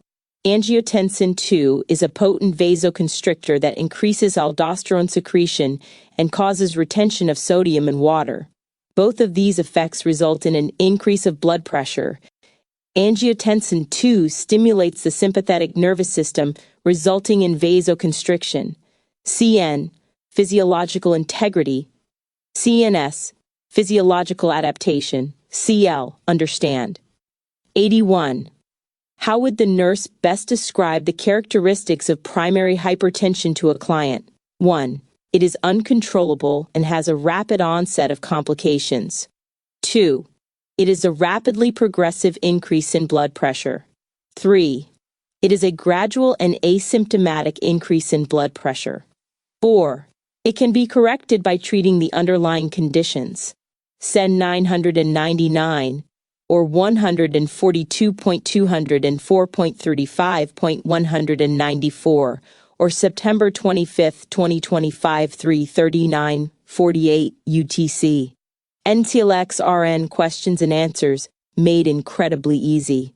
ISBN 978-1 4963-2549-5 or 7th edition.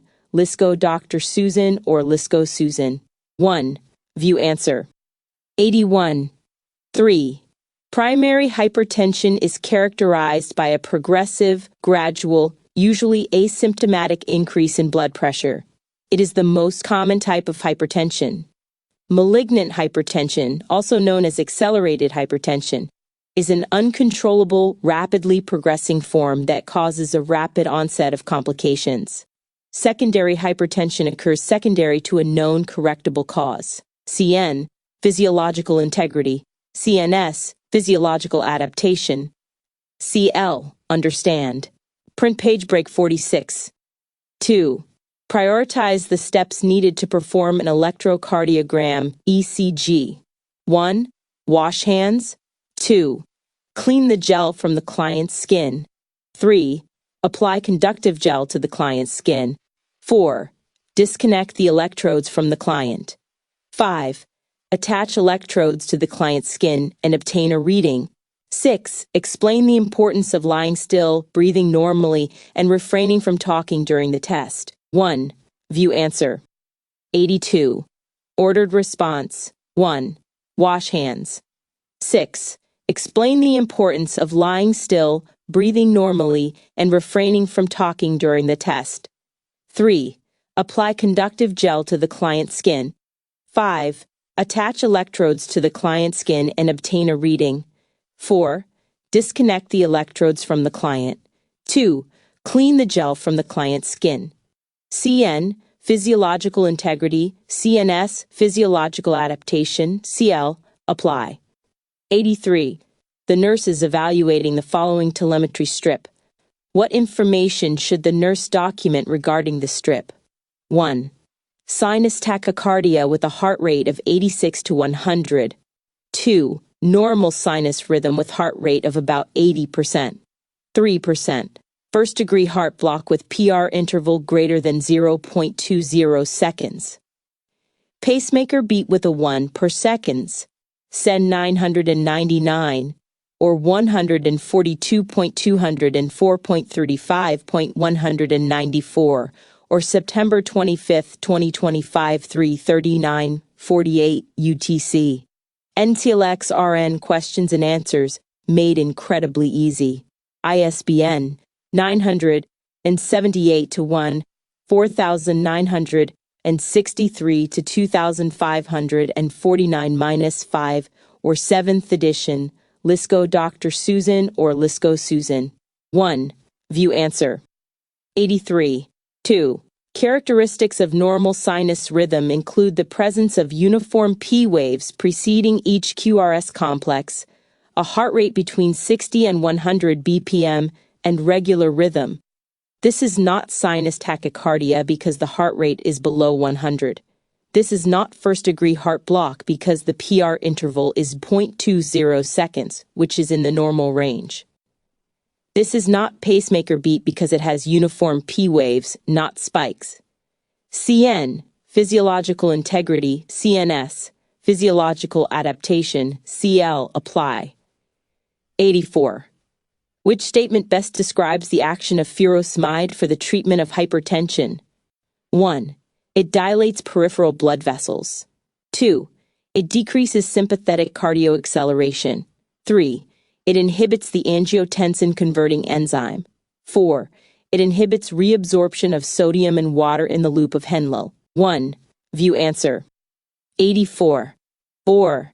Furosemide is a loop diuretic that inhibits sodium and water reabsorption in the loop of Henle, thereby causing a decrease in blood pressure. Vasodilators cause dilation of peripheral blood vessels, directly relaxing vascular smooth muscle and decreasing blood pressure. Adrenergic blockers decrease sympathetic cardioacceleration and decrease blood pressure. Angiotensin-converting enzyme inhibitors decrease blood pressure due to their action on angiotensin. CN, physiological integrity, CNS, pharmacological and parenteral therapies, CL, apply. Print page break 4785. A client with a history of hypertension has just had a total hip replacement. The provider orders hydrochlorothiazide 35 mg oral solution per day. The label on the solution reads hydrochlorothiazide. 50 mg 5 milliliters. How many milliliters should the nurse pour to administer the correct dose? Record your answer using 1 decimal place. ML1. 1. View answer. 85, 3.5, SEN 999, or 142.204.35.194, or September 25, 2025, 3:39:48 UTC. NCLEX-RN questions and answers made incredibly easy. 978 to 1, 4963 to 2549-5 or 7th edition. Lisco Dr. Susan or Lisco Susan. The correct formula to calculate a drug dosage is dose on hand, quantity on hand equal to dose desired. X in this example, the equation is 50 milligrams, 5 milliliters equal to 35 milligrams. XX equal to 3.5 milliliters. CN, physiological integrity, CNS, pharmacological and parenteral therapies, CL, apply. 86. Which statement, by a client with a history of hypertension, indicates that teaching regarding an annual eye exam has been effective? 1. By examining your corneas, an ophthalmologist can visualize microvascular hemorrhages in your eyes. 2.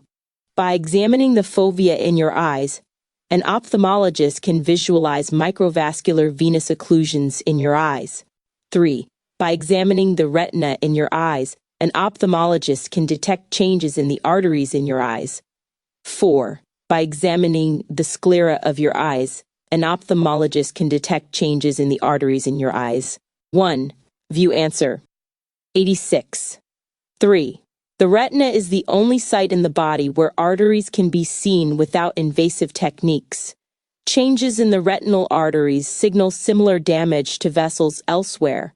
The cornea is the non-vascular transparent fibrous coat where the iris can be seen. The fovea is the point of central vision. The sclera is the fibrous tissue that forms the outer protective covering over the eyeball. CN, Health promotion and maintenance, CNS, none, CL, analyze. 87. A nurse is assessing a client with a history of varicose veins for possible superficial thrombophlebitis. What would the nurse document? Select all that apply. 1. Redness. 2. Induration. 3. Warmth. 4. Tenderness. 5. Twisted appearance. 6. Blue color. Send 999 or 142.200 and 4.35.194 or September 25th, 2025 3:39:48 UTC. NCLEX RN questions and answers made incredibly easy. ISBN 978 to 1 4963 to 2549-5 or 7th edition. Lisco Dr. Susan or Lisco Susan. 1. View answer. 87. 1, 2, 3, 4. Superficial thrombophlebitis is the inflammation of a superficial vein accompanied by the formation of a clot. Clinical manifestations of superficial thrombophlebitis include redness, induration, warmth, and tenderness along a vein. Discomfort may be relieved by applying heat. Activity is encouraged as prescribed, and a supportive wrap or stocking should be applied. Dilated blue-colored veins describe varicose veins. CN, physiological integrity, CNS, physiological adaptation, CL, apply. 88.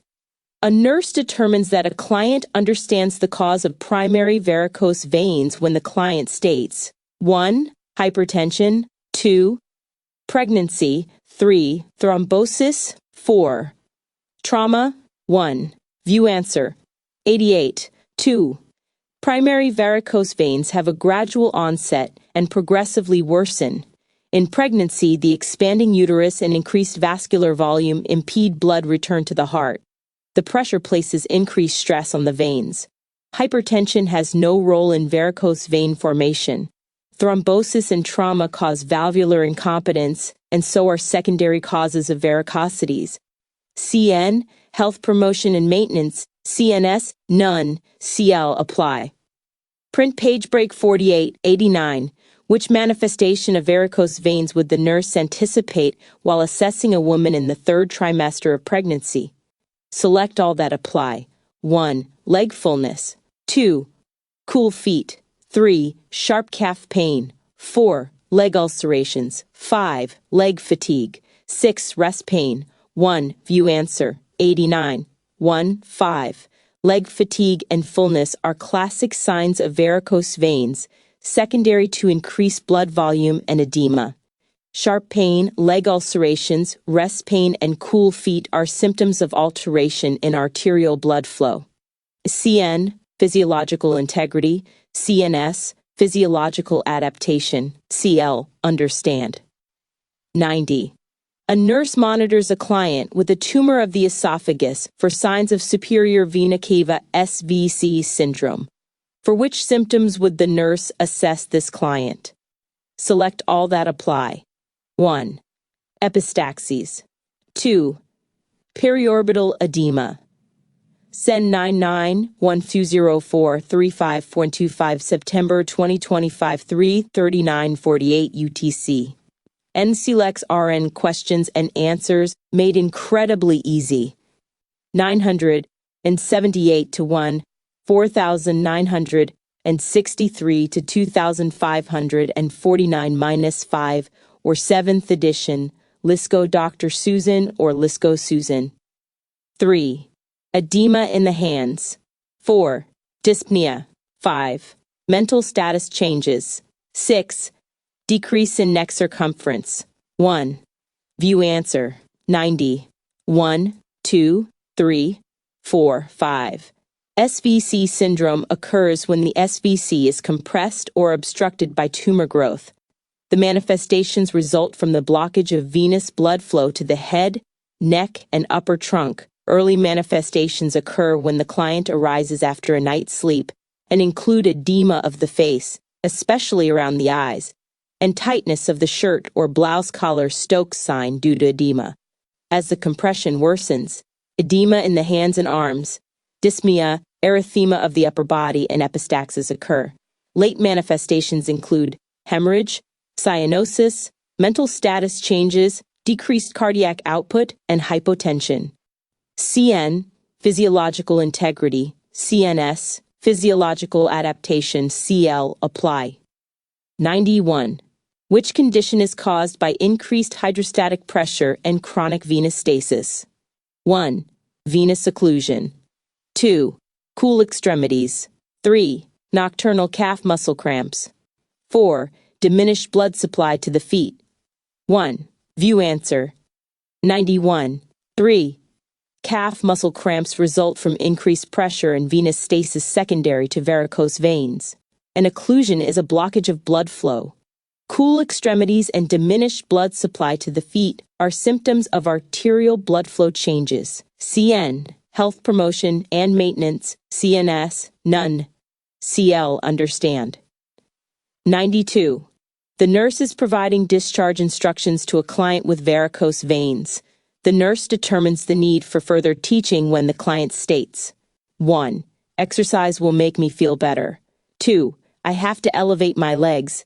SEN 999, or 142.200 and 4.35.194, or September 25, 2025, 3:39:48 UTC. NCLEX RN questions and answers made incredibly easy. 9781, 4963, 2549-5, or 7th edition Lisco Dr. Susan, or Lisco Susan. 3. Lying down can relieve my symptoms.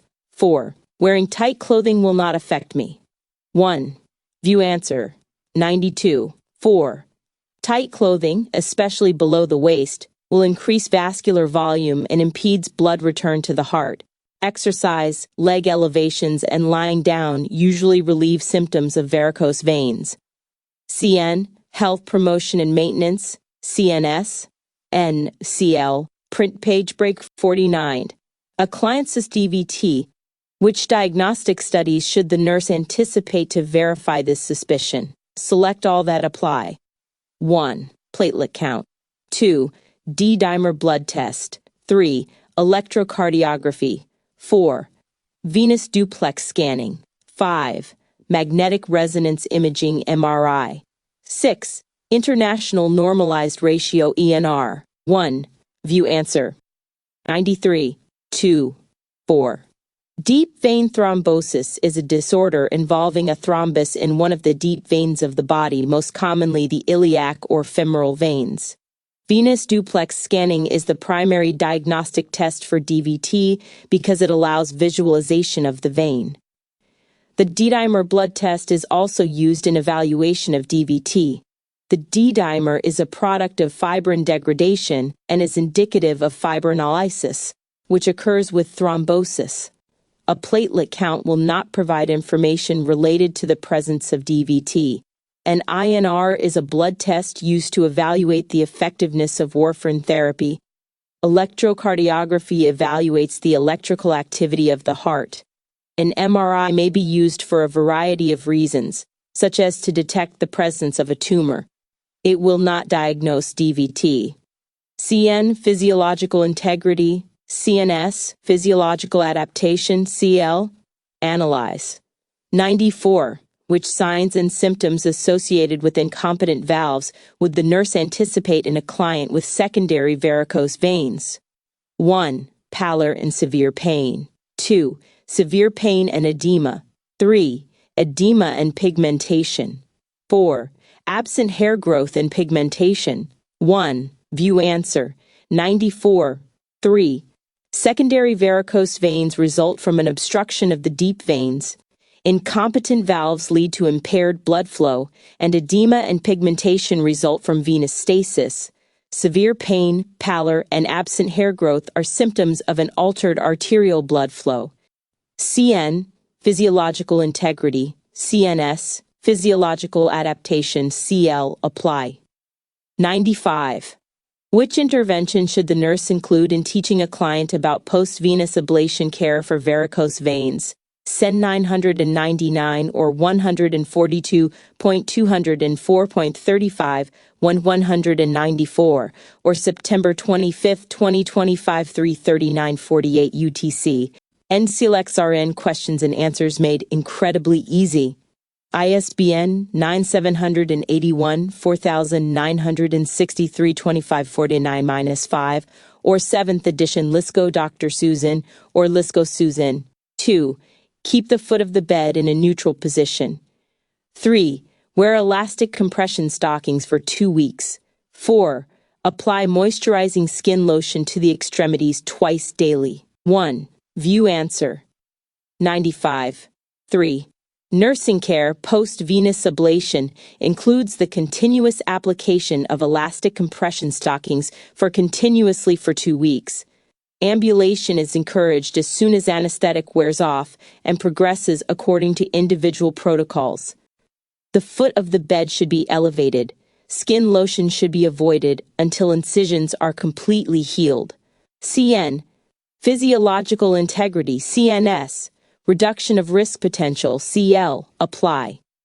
Which client is most at risk for developing deep vein thrombosis, DVT?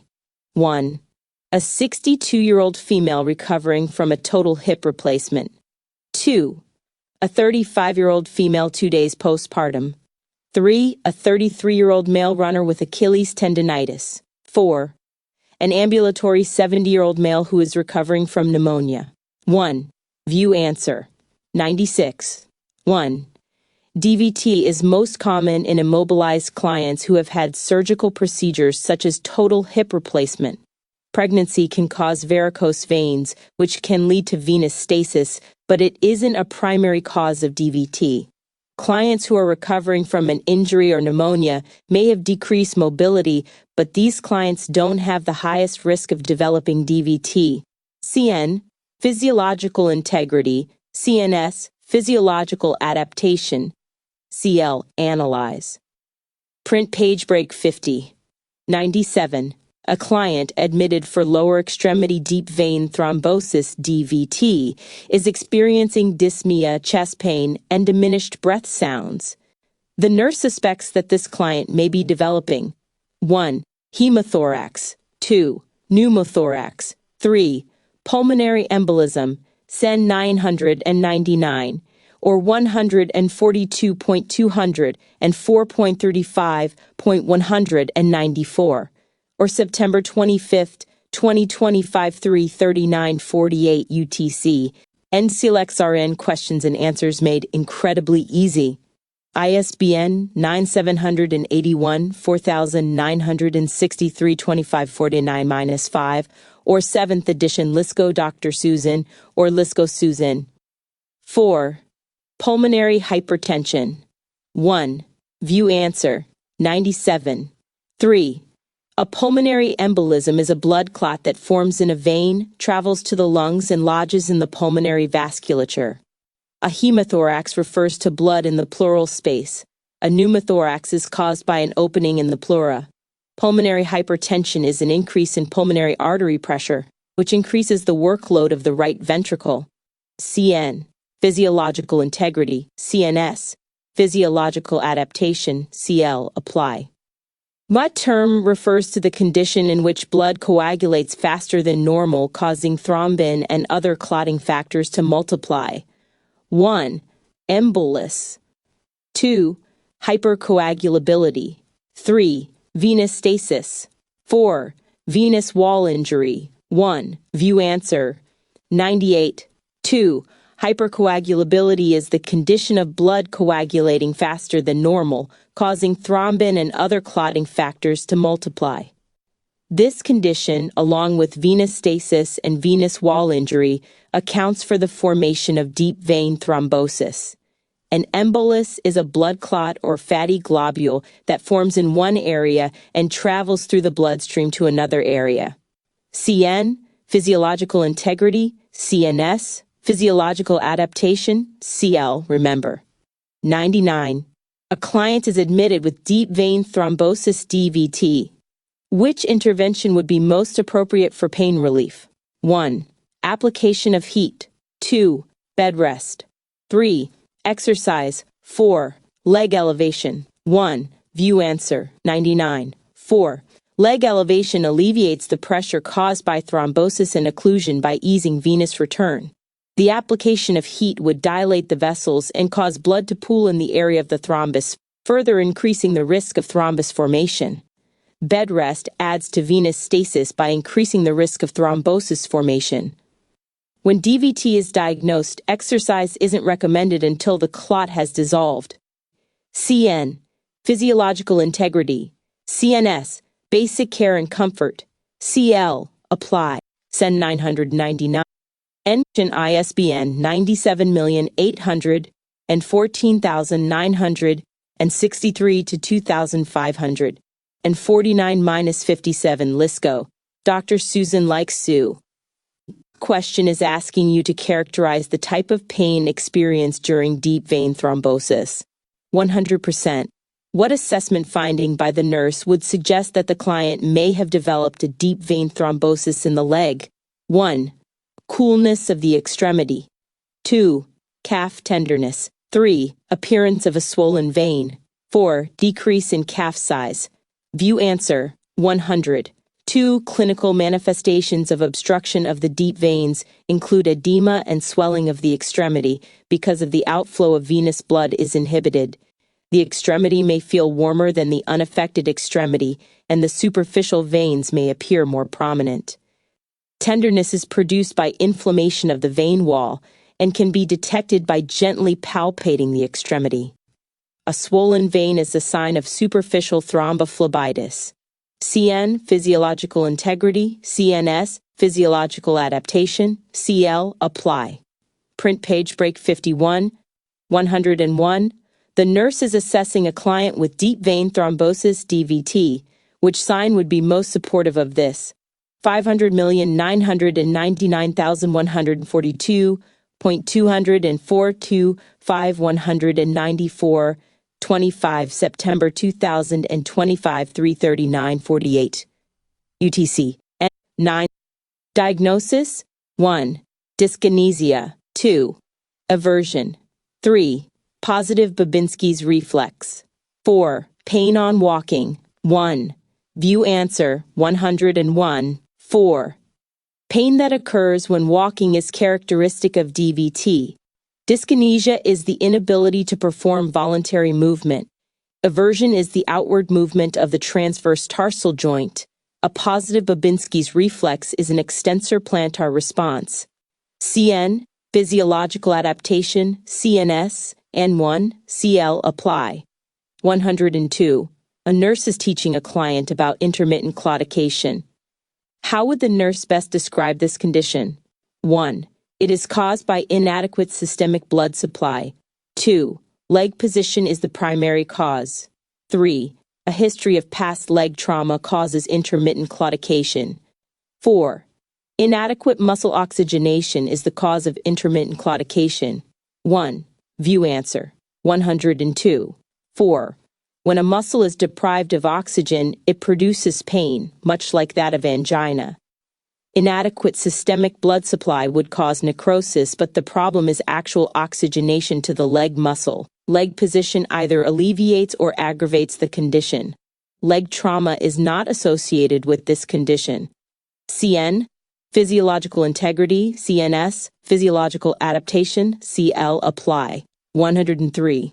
The nurse anticipates that a client with intermittent claudication will receive 1. Analgesics. 2. Warfarin. 3. Heparin. 4. Pentoxifylline.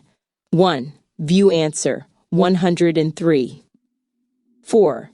There are two main ways to treat claudication: medication and a surgical treatment called revascularization. Pentoxifylline is one of the medications that are used.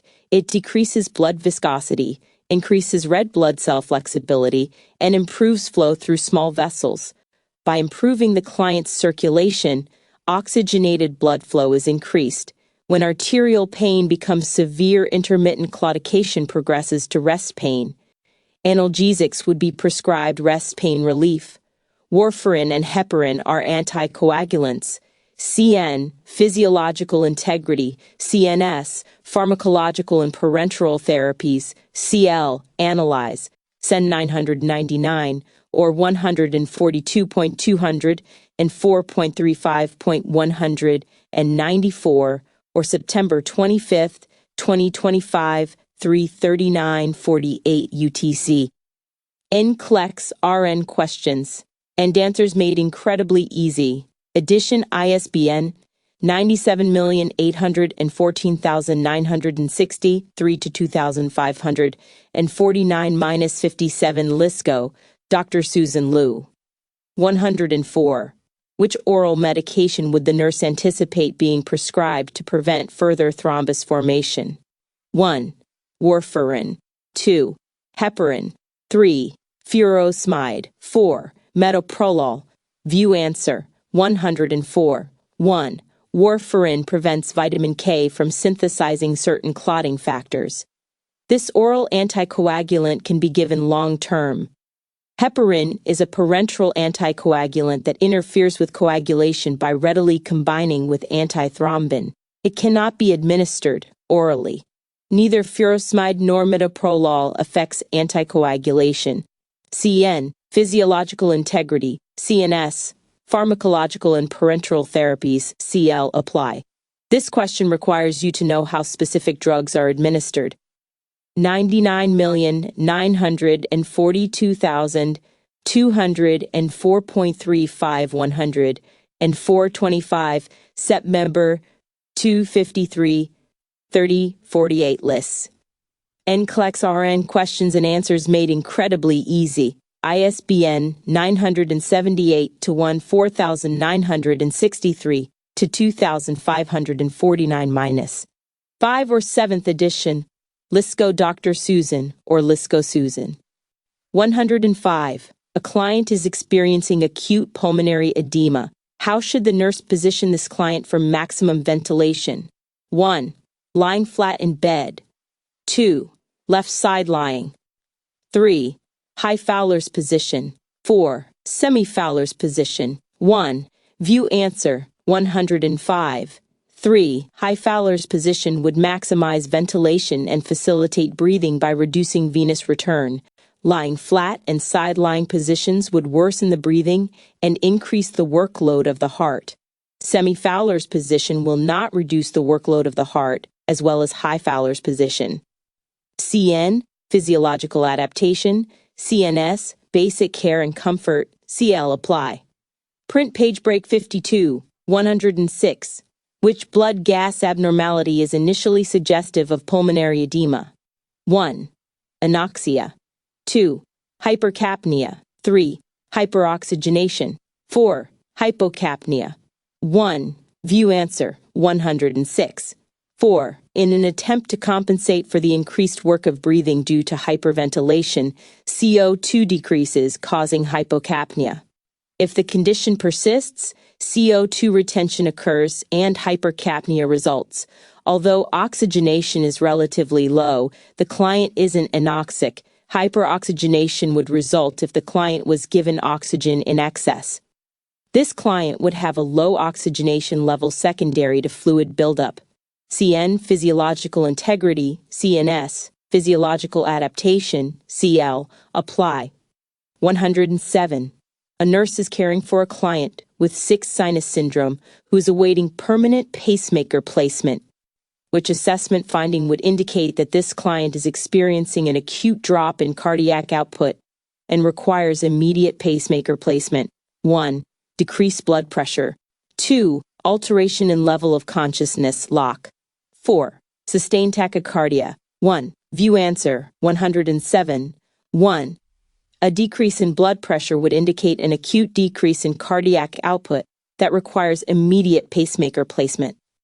Alteration in LOC will only occur if the decreased cardiac output persists. This condition is characterized by alternating periods of bradycardia and tachycardia. Diuresis is not associated with a decrease in cardiac. CN, physiological integrity. CNS, physiological adaptation. CL. Analyze. 108. What action should the nurse take first when a client is coughing up pink frothy sputum? SEN 999 or 142.204.35 194 or September 25, 2025 3:39:48 UTC. NCLEX-RN questions and answers made incredibly easy. ISBN 9781 4963 25 49-5 or 7th edition. Lisco Dr. Susan or Lisco Susan. 1. Place the client in high Fowler's position. 2. Plan to administer a diuretic. 3. Start an IV line. 4. Apply supplemental oxygen. 1. View answer 108. 1. Production of pink, frothy sputum is a classic sign of acute pulmonary edema. Pulmonary edema requires immediate emergency treatment.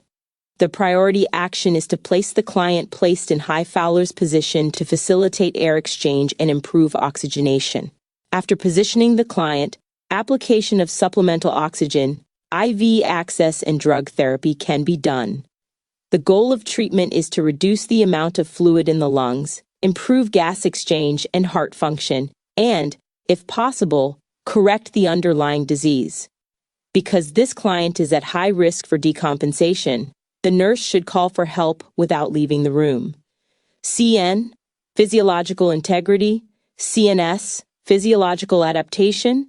CL, analyze. 109. The nurse is providing lifestyle teaching to a client who has experienced an acute episode of pulmonary edema. What instructions should the nurse provide? Select all that apply. 1. Limit caloric intake. 2. Restrict carbohydrates. 3. Measure the weight twice per day. 4. Notify the provider of a daily weight gain greater than 3 lb 1.5 kilograms. 5. Follow a low-sodium diet. 6. Engage in regular exercise. SEN 999 or 142.204.35 194 or September 25, 2025 3:39:48 UTC. NCLEX-RN questions and answers made incredibly easy. 9781 4963 25 49-5 or 7th edition. Lisco Dr. Susan or Lisco Susan. 1. View answer 109 4 5 6. Weight gain of 3 lb 1.5 kilograms in one day is indicative of fluid retention that would increase the workload of the heart and place the client at risk for acute pulmonary edema. Regular exercise and a low-sodium diet will help manage the workload of the heart. Limiting caloric intake doesn't influence fluid status. Restricting carbohydrates wouldn't affect fluid status. The client should be weighed each morning after the first urination. If the client is weighed later in the day, the finding will not be accurate because of fluid intake during the day. CN, physiological integrity. CNS, reduction of risk potential. CL, apply. Print page break 53. 110. A client with acute pulmonary edema has been taking an angiotensin-converting enzyme ACE inhibitor. The nurse explains that this medication has been ordered to 1. Promote diuresis. 2. Increase cardiac output. 3. Decrease contractility. 4. Reduce blood pressure. 1. View answer 110. 4. ACE inhibitors are given to reduce blood pressure by inhibiting aldosterone production, which in turn decreases sodium and water reabsorption. ACE inhibitors also reduce production of angiotensin II, a potent vasoconstrictor. Diuretics are given to increase urine production. Vasodilators increase cardiac output. Negative inotropic agents decrease contractility. CN, physiological integrity. CNS, pharmacological and parenteral therapies. CL, apply. 111. A client with acute pulmonary edema caused by heart failure asks the nurse which area of the heart has caused this condition. What is the nurse's best response? 1. Left atrium. 2. Right atrium. 3. Left ventricle. 4. Right ventricle. C999 or 100 and 42.204.35.194 or 25 September 2000 and 25 339:48 UTC. NCLEX RN questions and answers made incredibly easy. 9781 4963 25 49 minus 5 or 7th edition. Lisco Dr. Susan or Lisco Susan. 1. View answer. 111. 3. The left ventricle is responsible for the majority of force for cardiac output.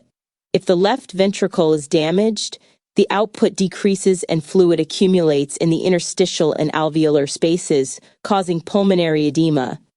Damage to the left atrium would contribute to heart failure, but wouldn't affect cardiac output or the onset of pulmonary edema. If the right atrium and right ventricle are damaged, right-sided heart failure would result. CN, physiological integrity. CNS, physiological adaptation. CL, apply. 112. The nurse is assigned a client diagnosed with heart failure. Which statement best explains why the nurse should promptly report any changes in this client's respiratory rate? 1.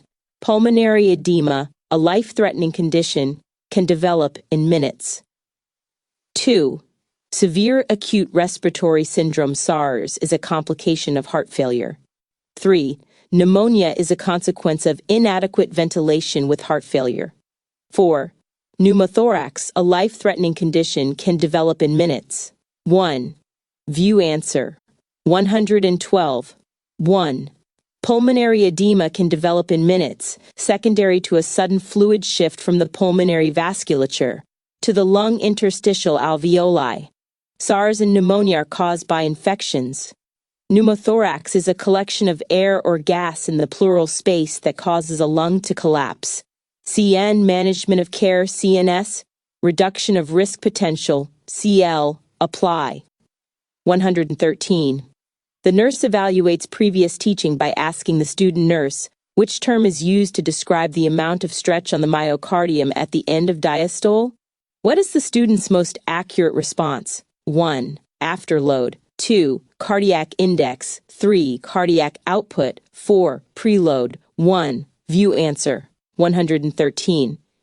4. Preload is the amount of stretch of the cardiac muscle fibers at the end of diastole. The volume of blood in the ventricle at the end of diastole determines preload. Afterload is the force against which the ventricle must expel blood. Cardiac index is the individualized measurement of cardiac output based on the client's body surface area. Cardiac output is the amount of blood the heart expels per minute. CN, physiological integrity. CNS, physiological adaptation. CL, understand. Print page break 54. 114. What is the most appropriate action for a nurse to take when administering a new blood pressure medication to a client? 1. Administer the medication to the client without explanation. 2. Inform the client of the new drug only if he asks about it. 3. Inform the client of the new medication, its name and use, and the reason for the medication. 4. Administer the medication and inform the client that the provider will later explain the medication. Send 999 or 142.204.35.194 or September 25, 2025 3:39:48 UTC. NCLEX RN questions and answers made incredibly easy. ISBN 9781 4963 25 49 5 or 7th edition. Lisco Dr. Susan or Lisco Susan. 1. View answer. 114. 3. Informing the client of the medication, its use, and the reason for the medication change is important information for the client. Teaching the client about his treatment regimen promotes compliance. The other responses are inappropriate. CN, safe, effective care environment. CNS, management of care. CL, apply. 115. The nurse is aware that antihypertensives should be used cautiously in clients already taking 1. Ibuprofen, 2. Diphenhydramine, 3. Thioridazine, 4. Vitamins. 1. View answer. 115. 3. Thioridazine affects the neurotransmitter norepinephrine, which causes hypotension and other cardiovascular effects. Administering an antihypertensive to a client who already has hypotension could have serious adverse effects. Ibuprofen is an anti-inflammatory that doesn't interfere with the cardiovascular system. Although diphenhydramine does have histaminic effects such as sedation, it isn't known to decrease blood pressure. Vitamins are not drugs and don't interfere with cardiovascular function. CN, physiological integrity. CNS, pharmacological and parenteral therapies. CL, apply. 116. A client with a history of bronchial asthma is prescribed propranolol to control hypertension. Before administering propranolol, which initial action should the nurse take? 1. Monitor apical pulse rate. 2. Instruct the client to take the medication with food. 3. Question the provider about the order. 4. Caution the client to rise slowly when standing. 1. View answer. 116. 3. Propranolol and other beta-adrenergic blockers are contraindicated in a client with bronchial asthma. The nurse should question the provider before giving the dose. The other responses are appropriate actions for a client receiving propranolol, but questioning the provider takes priority. The client's apical pulse should always be checked before giving propranolol. If the pulse rate is extremely low, the nurse should withhold the drug and notify the provider. Taking propranolol with food enhances its absorption. Because propranolol can cause lightheadedness, the client should be told to rise slowly when standing.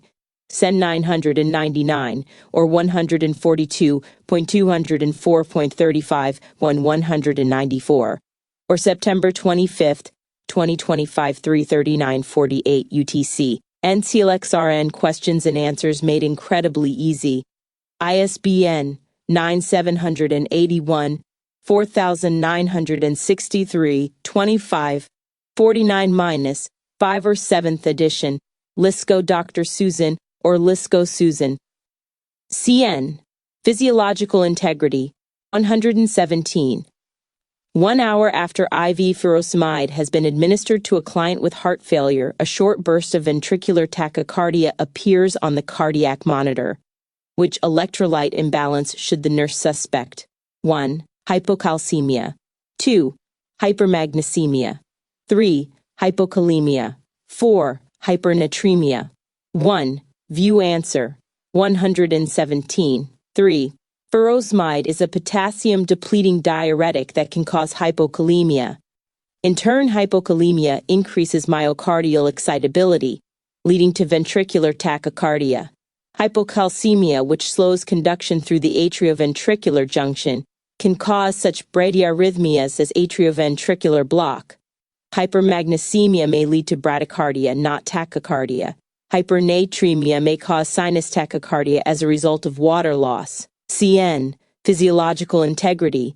CNS, physiological adaptation. CL, apply. Print page break 55, 118. A client has a reduced serum high-density lipoprotein HDL level and an elevated low-density lipoprotein LDL level. Which dietary modification should the nurse recommend to this client? 1. Fiber intake of less than 10% of total calories daily. 2. Less than 40% of calories from fat. 3. Cholesterol intake of less than 300 mg daily. 4. Less than 7% of calories from saturated fat. 1. View answer. 118. 4. A client with low serum HDL and high serum LDL levels should get less than 7% of daily calories from saturated fat. Fiber intake should be at least 15% of total daily calories. Total fat intake should be only 25%. to 35% of daily calories, and cholesterol. SEN 999, or 142.204.35 when 194, or September 25, 2025, 3:39:48 UTC. NCLEX-RN questions and answers made incredibly easy. ISBN 9781 4963 25 49-5 or 7th edition. Lisco Dr. Susan or Lisco Susan.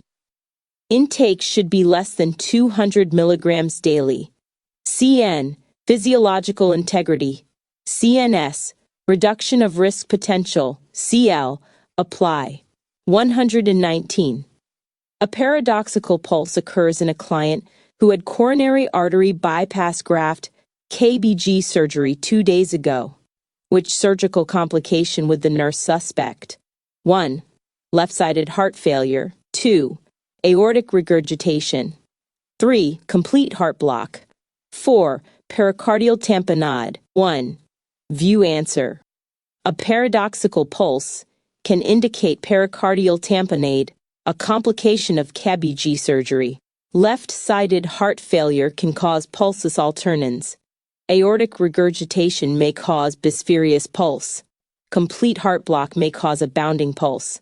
CN, physiological integrity. CNS, physiological adaptation. CL, apply. 120. A client was admitted to the coronary care unit CCU 2 days ago with an acute myocardial infarction. Which action would breach client confidentiality? 1. The CCU nurse gives a verbal report to the nurse on the telemetry unit before transferring the client to that unit. 2. The CCU nurse notifies the on-call provider about a change in the client's condition. 3.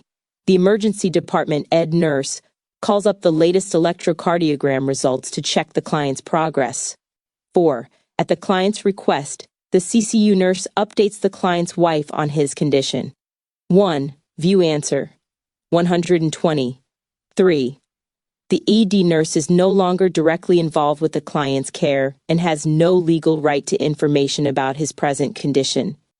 Anyone directly involved in his care, such as the telemetry nurse and the on-call provider, has the right to information about his condition. Because this client asked the nurse to update his wife, doing so doesn't breach confidentiality.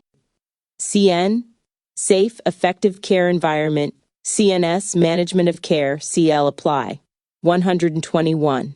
A client is receiving CPR from paramedics as he arrives in the emergency department ED. The paramedics are ventilating the client through an endotracheal tube placed prior to transport. During a pause in compressions, the cardiac monitor shows narrow QRS complexes and a heart rate of 55 BPM with a palpable pulse. Which action should the nurse take first? 1. Start an IV line and administer amiodarone. 2. Check E2 placement. 3. Obtain an arterial blood gas ABG sample. 4. Administer 1 mg atropine 4. 1. View answer. 121. 2. Endocrine perms. If the airway is verified, oxygenation and ventilation should be confirmed using an end-tidal carbon dioxide monitor and pulse oximetry. Next, the nurse should establish IV access. If the client experiences symptomatic bradycardia, atropine should be administered as ordered. The SEN 999 or 142.204.35.194 or September 25, 2025, 3:39:48 UTC. NCLEX-RN questions and answers made incredibly easy. ISBN 9781 4963 25 49-5 or 7th edition. Lisco Dr. Susan or Lisco Susan. ABG sample would verify effectiveness of CPR ventilations. Amiodarone is indicated for ventricular tachycardia, ventricular fibrillation, and atrial flutter. CN, physiological integrity. CNS, physiological adaptation. CL, apply. Print page break 56.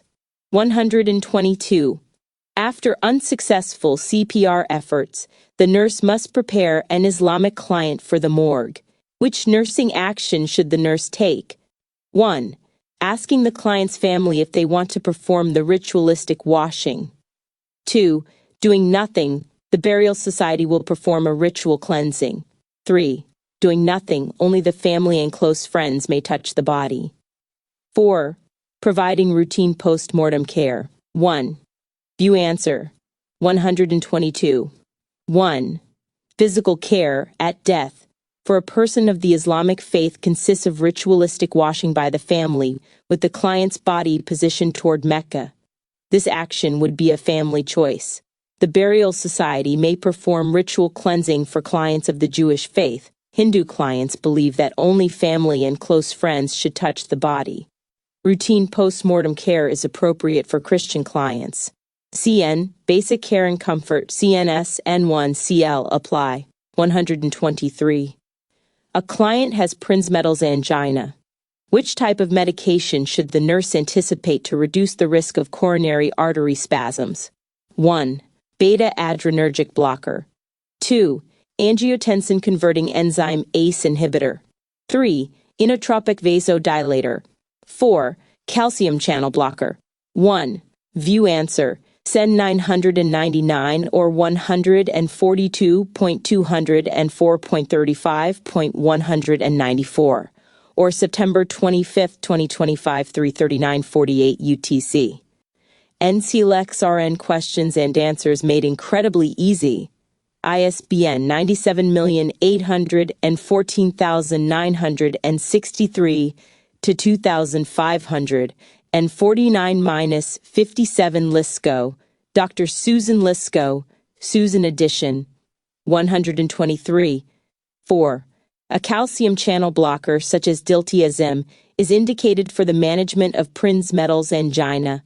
The class of medication would reduce the incidence of coronary artery spasm. A beta-adrenergic blocker, such as metoprolol, is used to treat angina by decreasing myocardial oxygen needs and has no effect on coronary artery spasms. An ACE inhibitor, such as enalapril, is used to manage hypertension.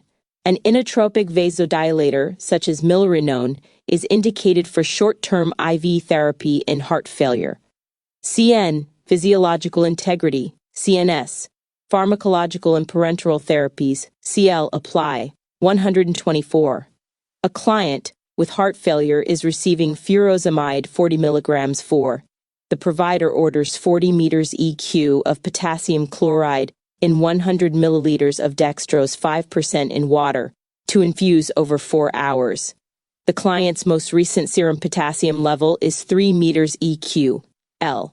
At which infusion rate should the nurse set the IV pump? Record your answer using a whole number. View answer. 124.25. Use this formula to determine the infusion rate. ml, HR equal to total volume in ml to be infused total time of infusion in HR ml. HR equal to 100 ml for HR ml. HR equal to 25. CN, physiological integrity. CNS, pharmacological and parenteral therapies, CL apply. SAW 999, 142.204.35, 194.25, September 2000, and 25.3.39.48. L. NCLEX RN questions and answers made incredibly easy. 9781, 4963, 25, 49- 5 or 7th edition. Lisco Dr. Susan or Lisco Susan. 125. A client diagnosed with electrolyte imbalance-induced ventricular tachycardia questions the need for more bananas in her diet. What is the best information the nurse can give this client? 1. Bananas are high in manganese. 2. Bananas are high in potassium. 3. Bananas are low in sodium. 4. Bananas are high in fiber. 1. View answer. 125. 2. A low serum potassium level increases the risk of ventricular tachycardia. Therefore, the client should be instructed to eat potassium-rich foods such as bananas. None of the other options are associated with the prevention of ventricular tachycardia. CN Health Promotion and Maintenance, CNS None, CL Analyze. Print page break 57, 126. After cardiac surgery, a client's blood pressure measures 126/80ths mmHg. How would the nurse interpret this client's mean arterial pressure map and organ perfusion status? 1. Organs are in danger of ischemia and perfusion pressure is critically low. 2. Organs are at risk for insufficient perfusion, and perfusion pressure is borderline low. 3. Perfusion pressure is adequate to meet organs' perfusion needs. 4. Perfusion pressure minimally meets the organ's perfusion needs. 1. View answer 126. 3. Use this formula to calculate MAP, SIN 999 or 142.200 and 4.35.194 and 900. This client's MAP is 95 mmHg. Normal MAP readings are 70 to 110. This client's organs are being adequately perfused. CN, physiological integrity. CNS, reduction of risk potential. CL, analyze. 127. A client who underwent femoral popliteal FEMPOP bypass surgery is scheduled to return from the post-anesthesia care unit. Which staff member should receive this client? 1. Registered nurse with 1 year of experience. 2. Licensed practical nurse LPN with 5 years of experience. 3. Nursing assistant with 15 years of experience. 4. Charge nurse with 10 years of experience. 1. View answer 127. 1. Because this client requires frequent neurovascular assessments, a registered nurse should receive him. Although experienced and able to collect data, an LPN doesn't have the education to assess this client. The nursing assistant lacks the necessary assessment skills. The charge nurse needs to be available to direct the care of other clients. CN, safe, effective care environment. CNS, management of care. CL, analyze. 128. A client who recently had an upper respiratory infection is admitted with suspected rheumatic fever. Which assessment findings confirm this diagnosis? 1. Erythema marginatum, subcutaneous nodules, and fever. 2. Tachycardia, finger clubbing, and a loud second heart sounds. 2. 3. Dyspnea, cough, and palpitations. 4. Dyspnea, fatigue, and syncope. 1. View answer 128. 1. A diagnosis of rheumatic fever requires that the client have either 2 major Jones criteria or 1 minor criterion, plus evidence of a previous streptococcal infection. Major criteria include carditis, polyarthritis, synonyms chorea, subcutaneous nodules, and erythema marginatum. Minor criteria include fever, arthralgia, elevated levels of acute phase reactants, and a prolonged PR interval on electrocardiography. Tachycardia, finger clubbing, and a loud S2 suggest transposition of the great arteries. Dyspnea, cough, and palpitations occur with mitral insufficiency. Dyspnea, fatigue, and syncope indicate aortic insufficiency. CN, physiological integrity. CNS, physiological adaptation. CL, apply. SIN 999 or 142.200 and 4.35.194 or September 25, 2025 3:39:48 UTC. NCLEX RN questions and answers made incredibly easy. ISBN 978-1 4963 to 2549-5 or 7th edition. Lisco Dr. Susan or Lisco Susan. A client with new onset of atrial fibrillation is receiving warfarin to help prevent thromboemboli. The client will be discharged when the warfarin reaches therapeutic levels and when the international normalized ratio INR ranges from 1.0.5 to 1 INR2. 1.2, 5 to 1, 7.5 in R3, 2 to 3 in R4, 3.5 to 4 in R129. 3. In a client with atrial fibrillation, the warfarin is at a therapeutic level when the INR ranges from 2 to 3. A range of 3.5 to 4 is too high and increases the risk of hemorrhage. Discharge would be considered when the INR is within the therapeutic range. CN, physiological integrity, CNS, reduction of risk potential, CL, apply.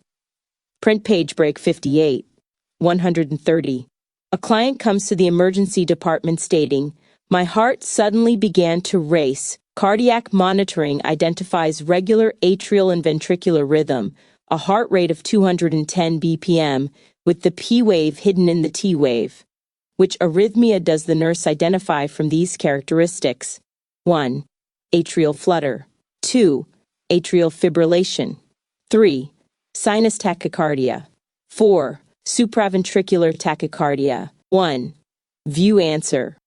100 ventricular tachycardia, the rhythm is regular. The P wave is hidden in the preceding T wave, and the heart rate ranges from 140 to 250 BPM. A ventricular rate that varies with the degree of atrioventricular block, along with sawtooth P waves, characterizes atrial flutter. Irregular ventricular response and absent P waves characterize atrial fibrillation. Regular and equal atrial and ventricular rhythms, and a rate of 100 to 160 BPM, characterize sinus tachycardia.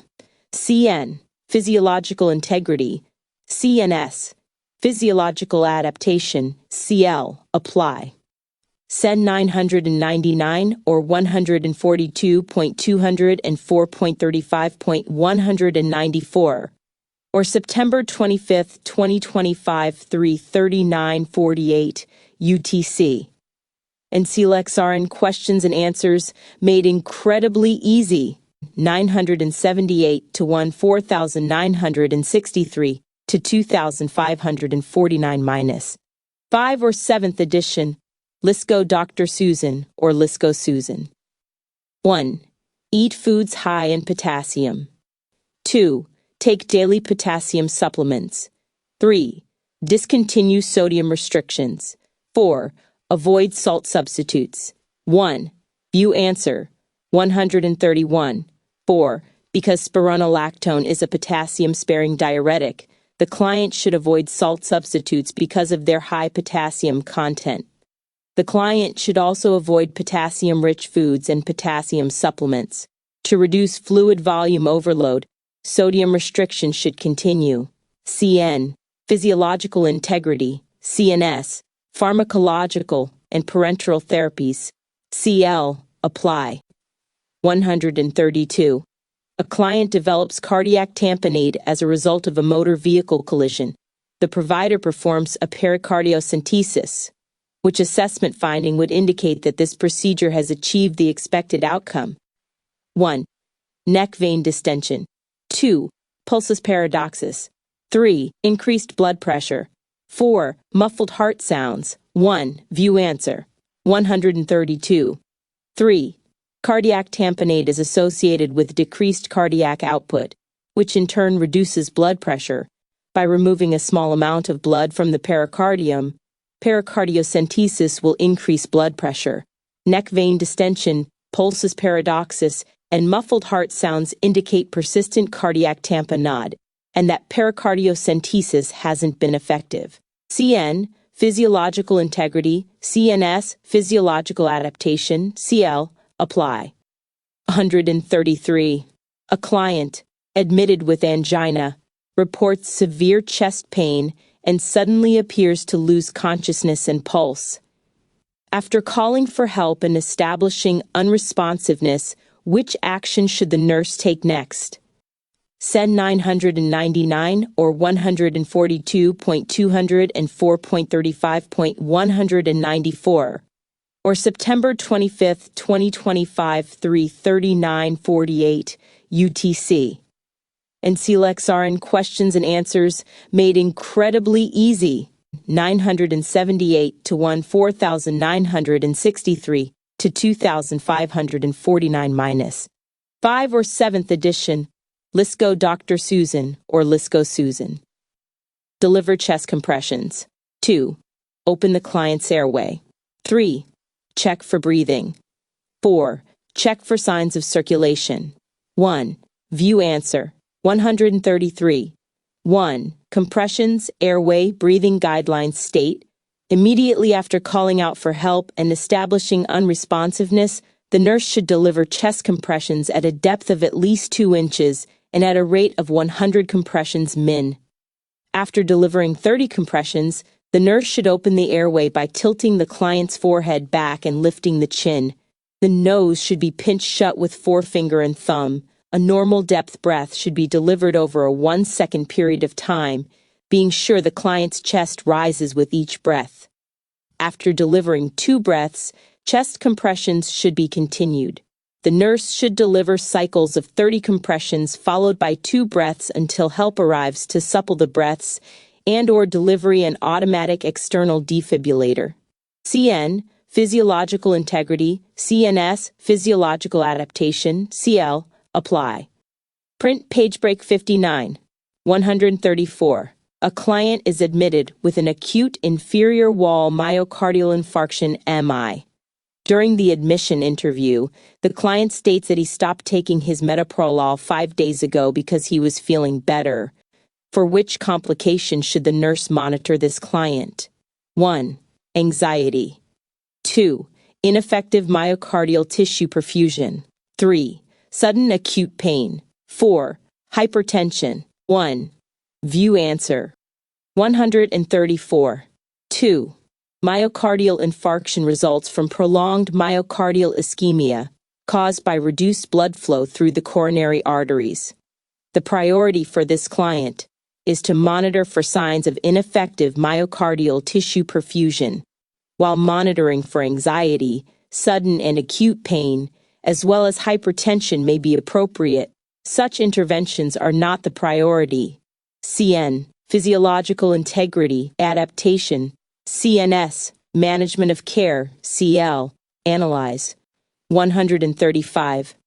A client comes to the emergency department with acute shortness of breath and a cough that produces pink, frothy sputum. The client is restless and extremely anxious.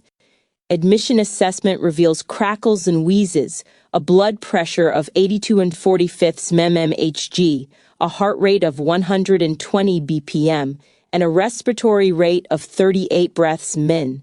The client's medical history includes hypertension and heart failure. What is the nurse's priority intervention? 1. Providing supplemental oxygen. 2. Elevating the head of the bed. 3. Initiating intravenous access. 4. Providing emotional support. 1.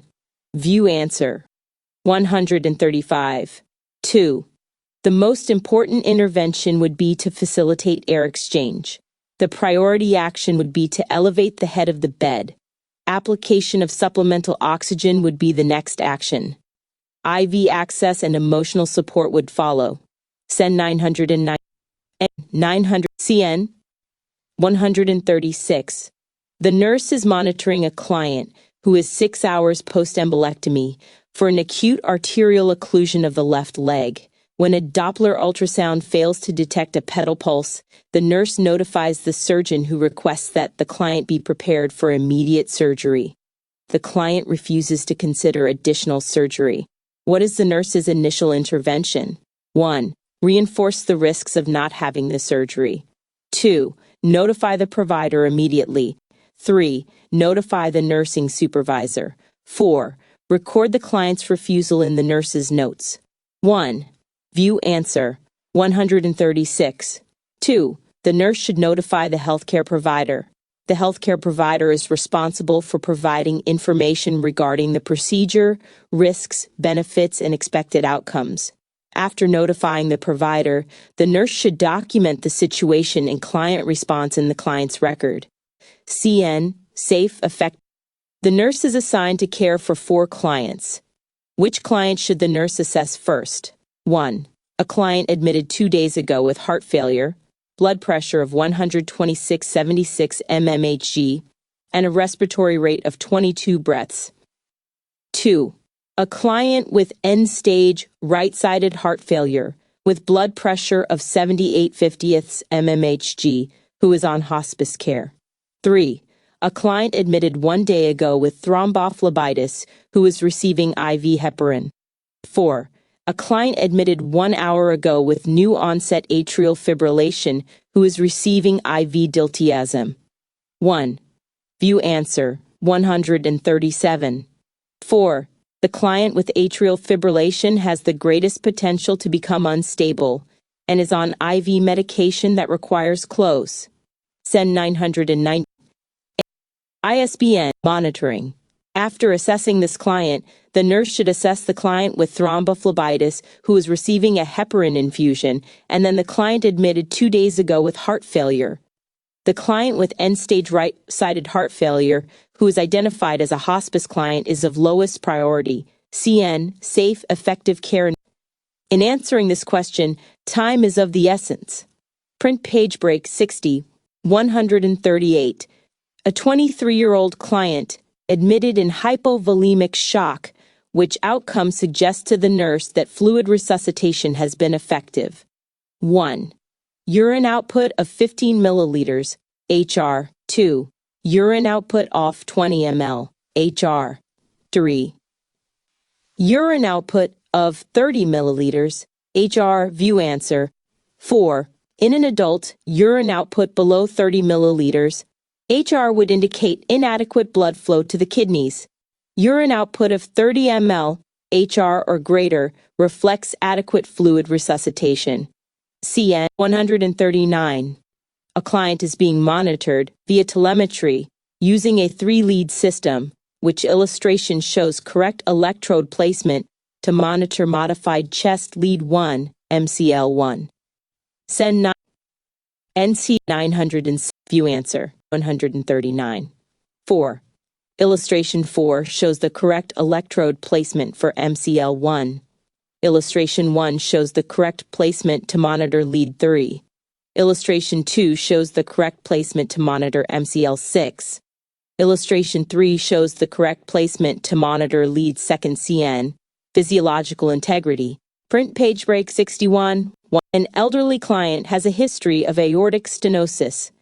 Where should the nurse place the stethoscope to best hear murmur? CC 900. LISCO. View answer. 140. The murmur of aortic stenosis is low-pitched, rough, and rasping. It is heard loudest in second intercostal space to right of sternum. CN. Health promotion and maintenance. 141. A client with deep vein thrombosis DVT has an IV infusion of heparin sodium infusing at 1,500 units, HR. The concentration in the bag is 25,000 units, 500 milliliters. How many milliliters should the nurse document as intake from this infusion following an 8 HR? Record your answer using a whole number. ML view answer. 141.240. First, calculate how many units are in each milliliter of the medication. 25,000 units, 500 milliliters equal to 50 units, ml. Next, calculate how many milliliters the client receives each HR. SCC 999,142.204, 25, 19, 20, NCLEX, ISB, Susan. Lastly, multiply by 8 hours, 30 milliliters, HR 8 hours equal to 240 milliliters. CN, client, SCC 900.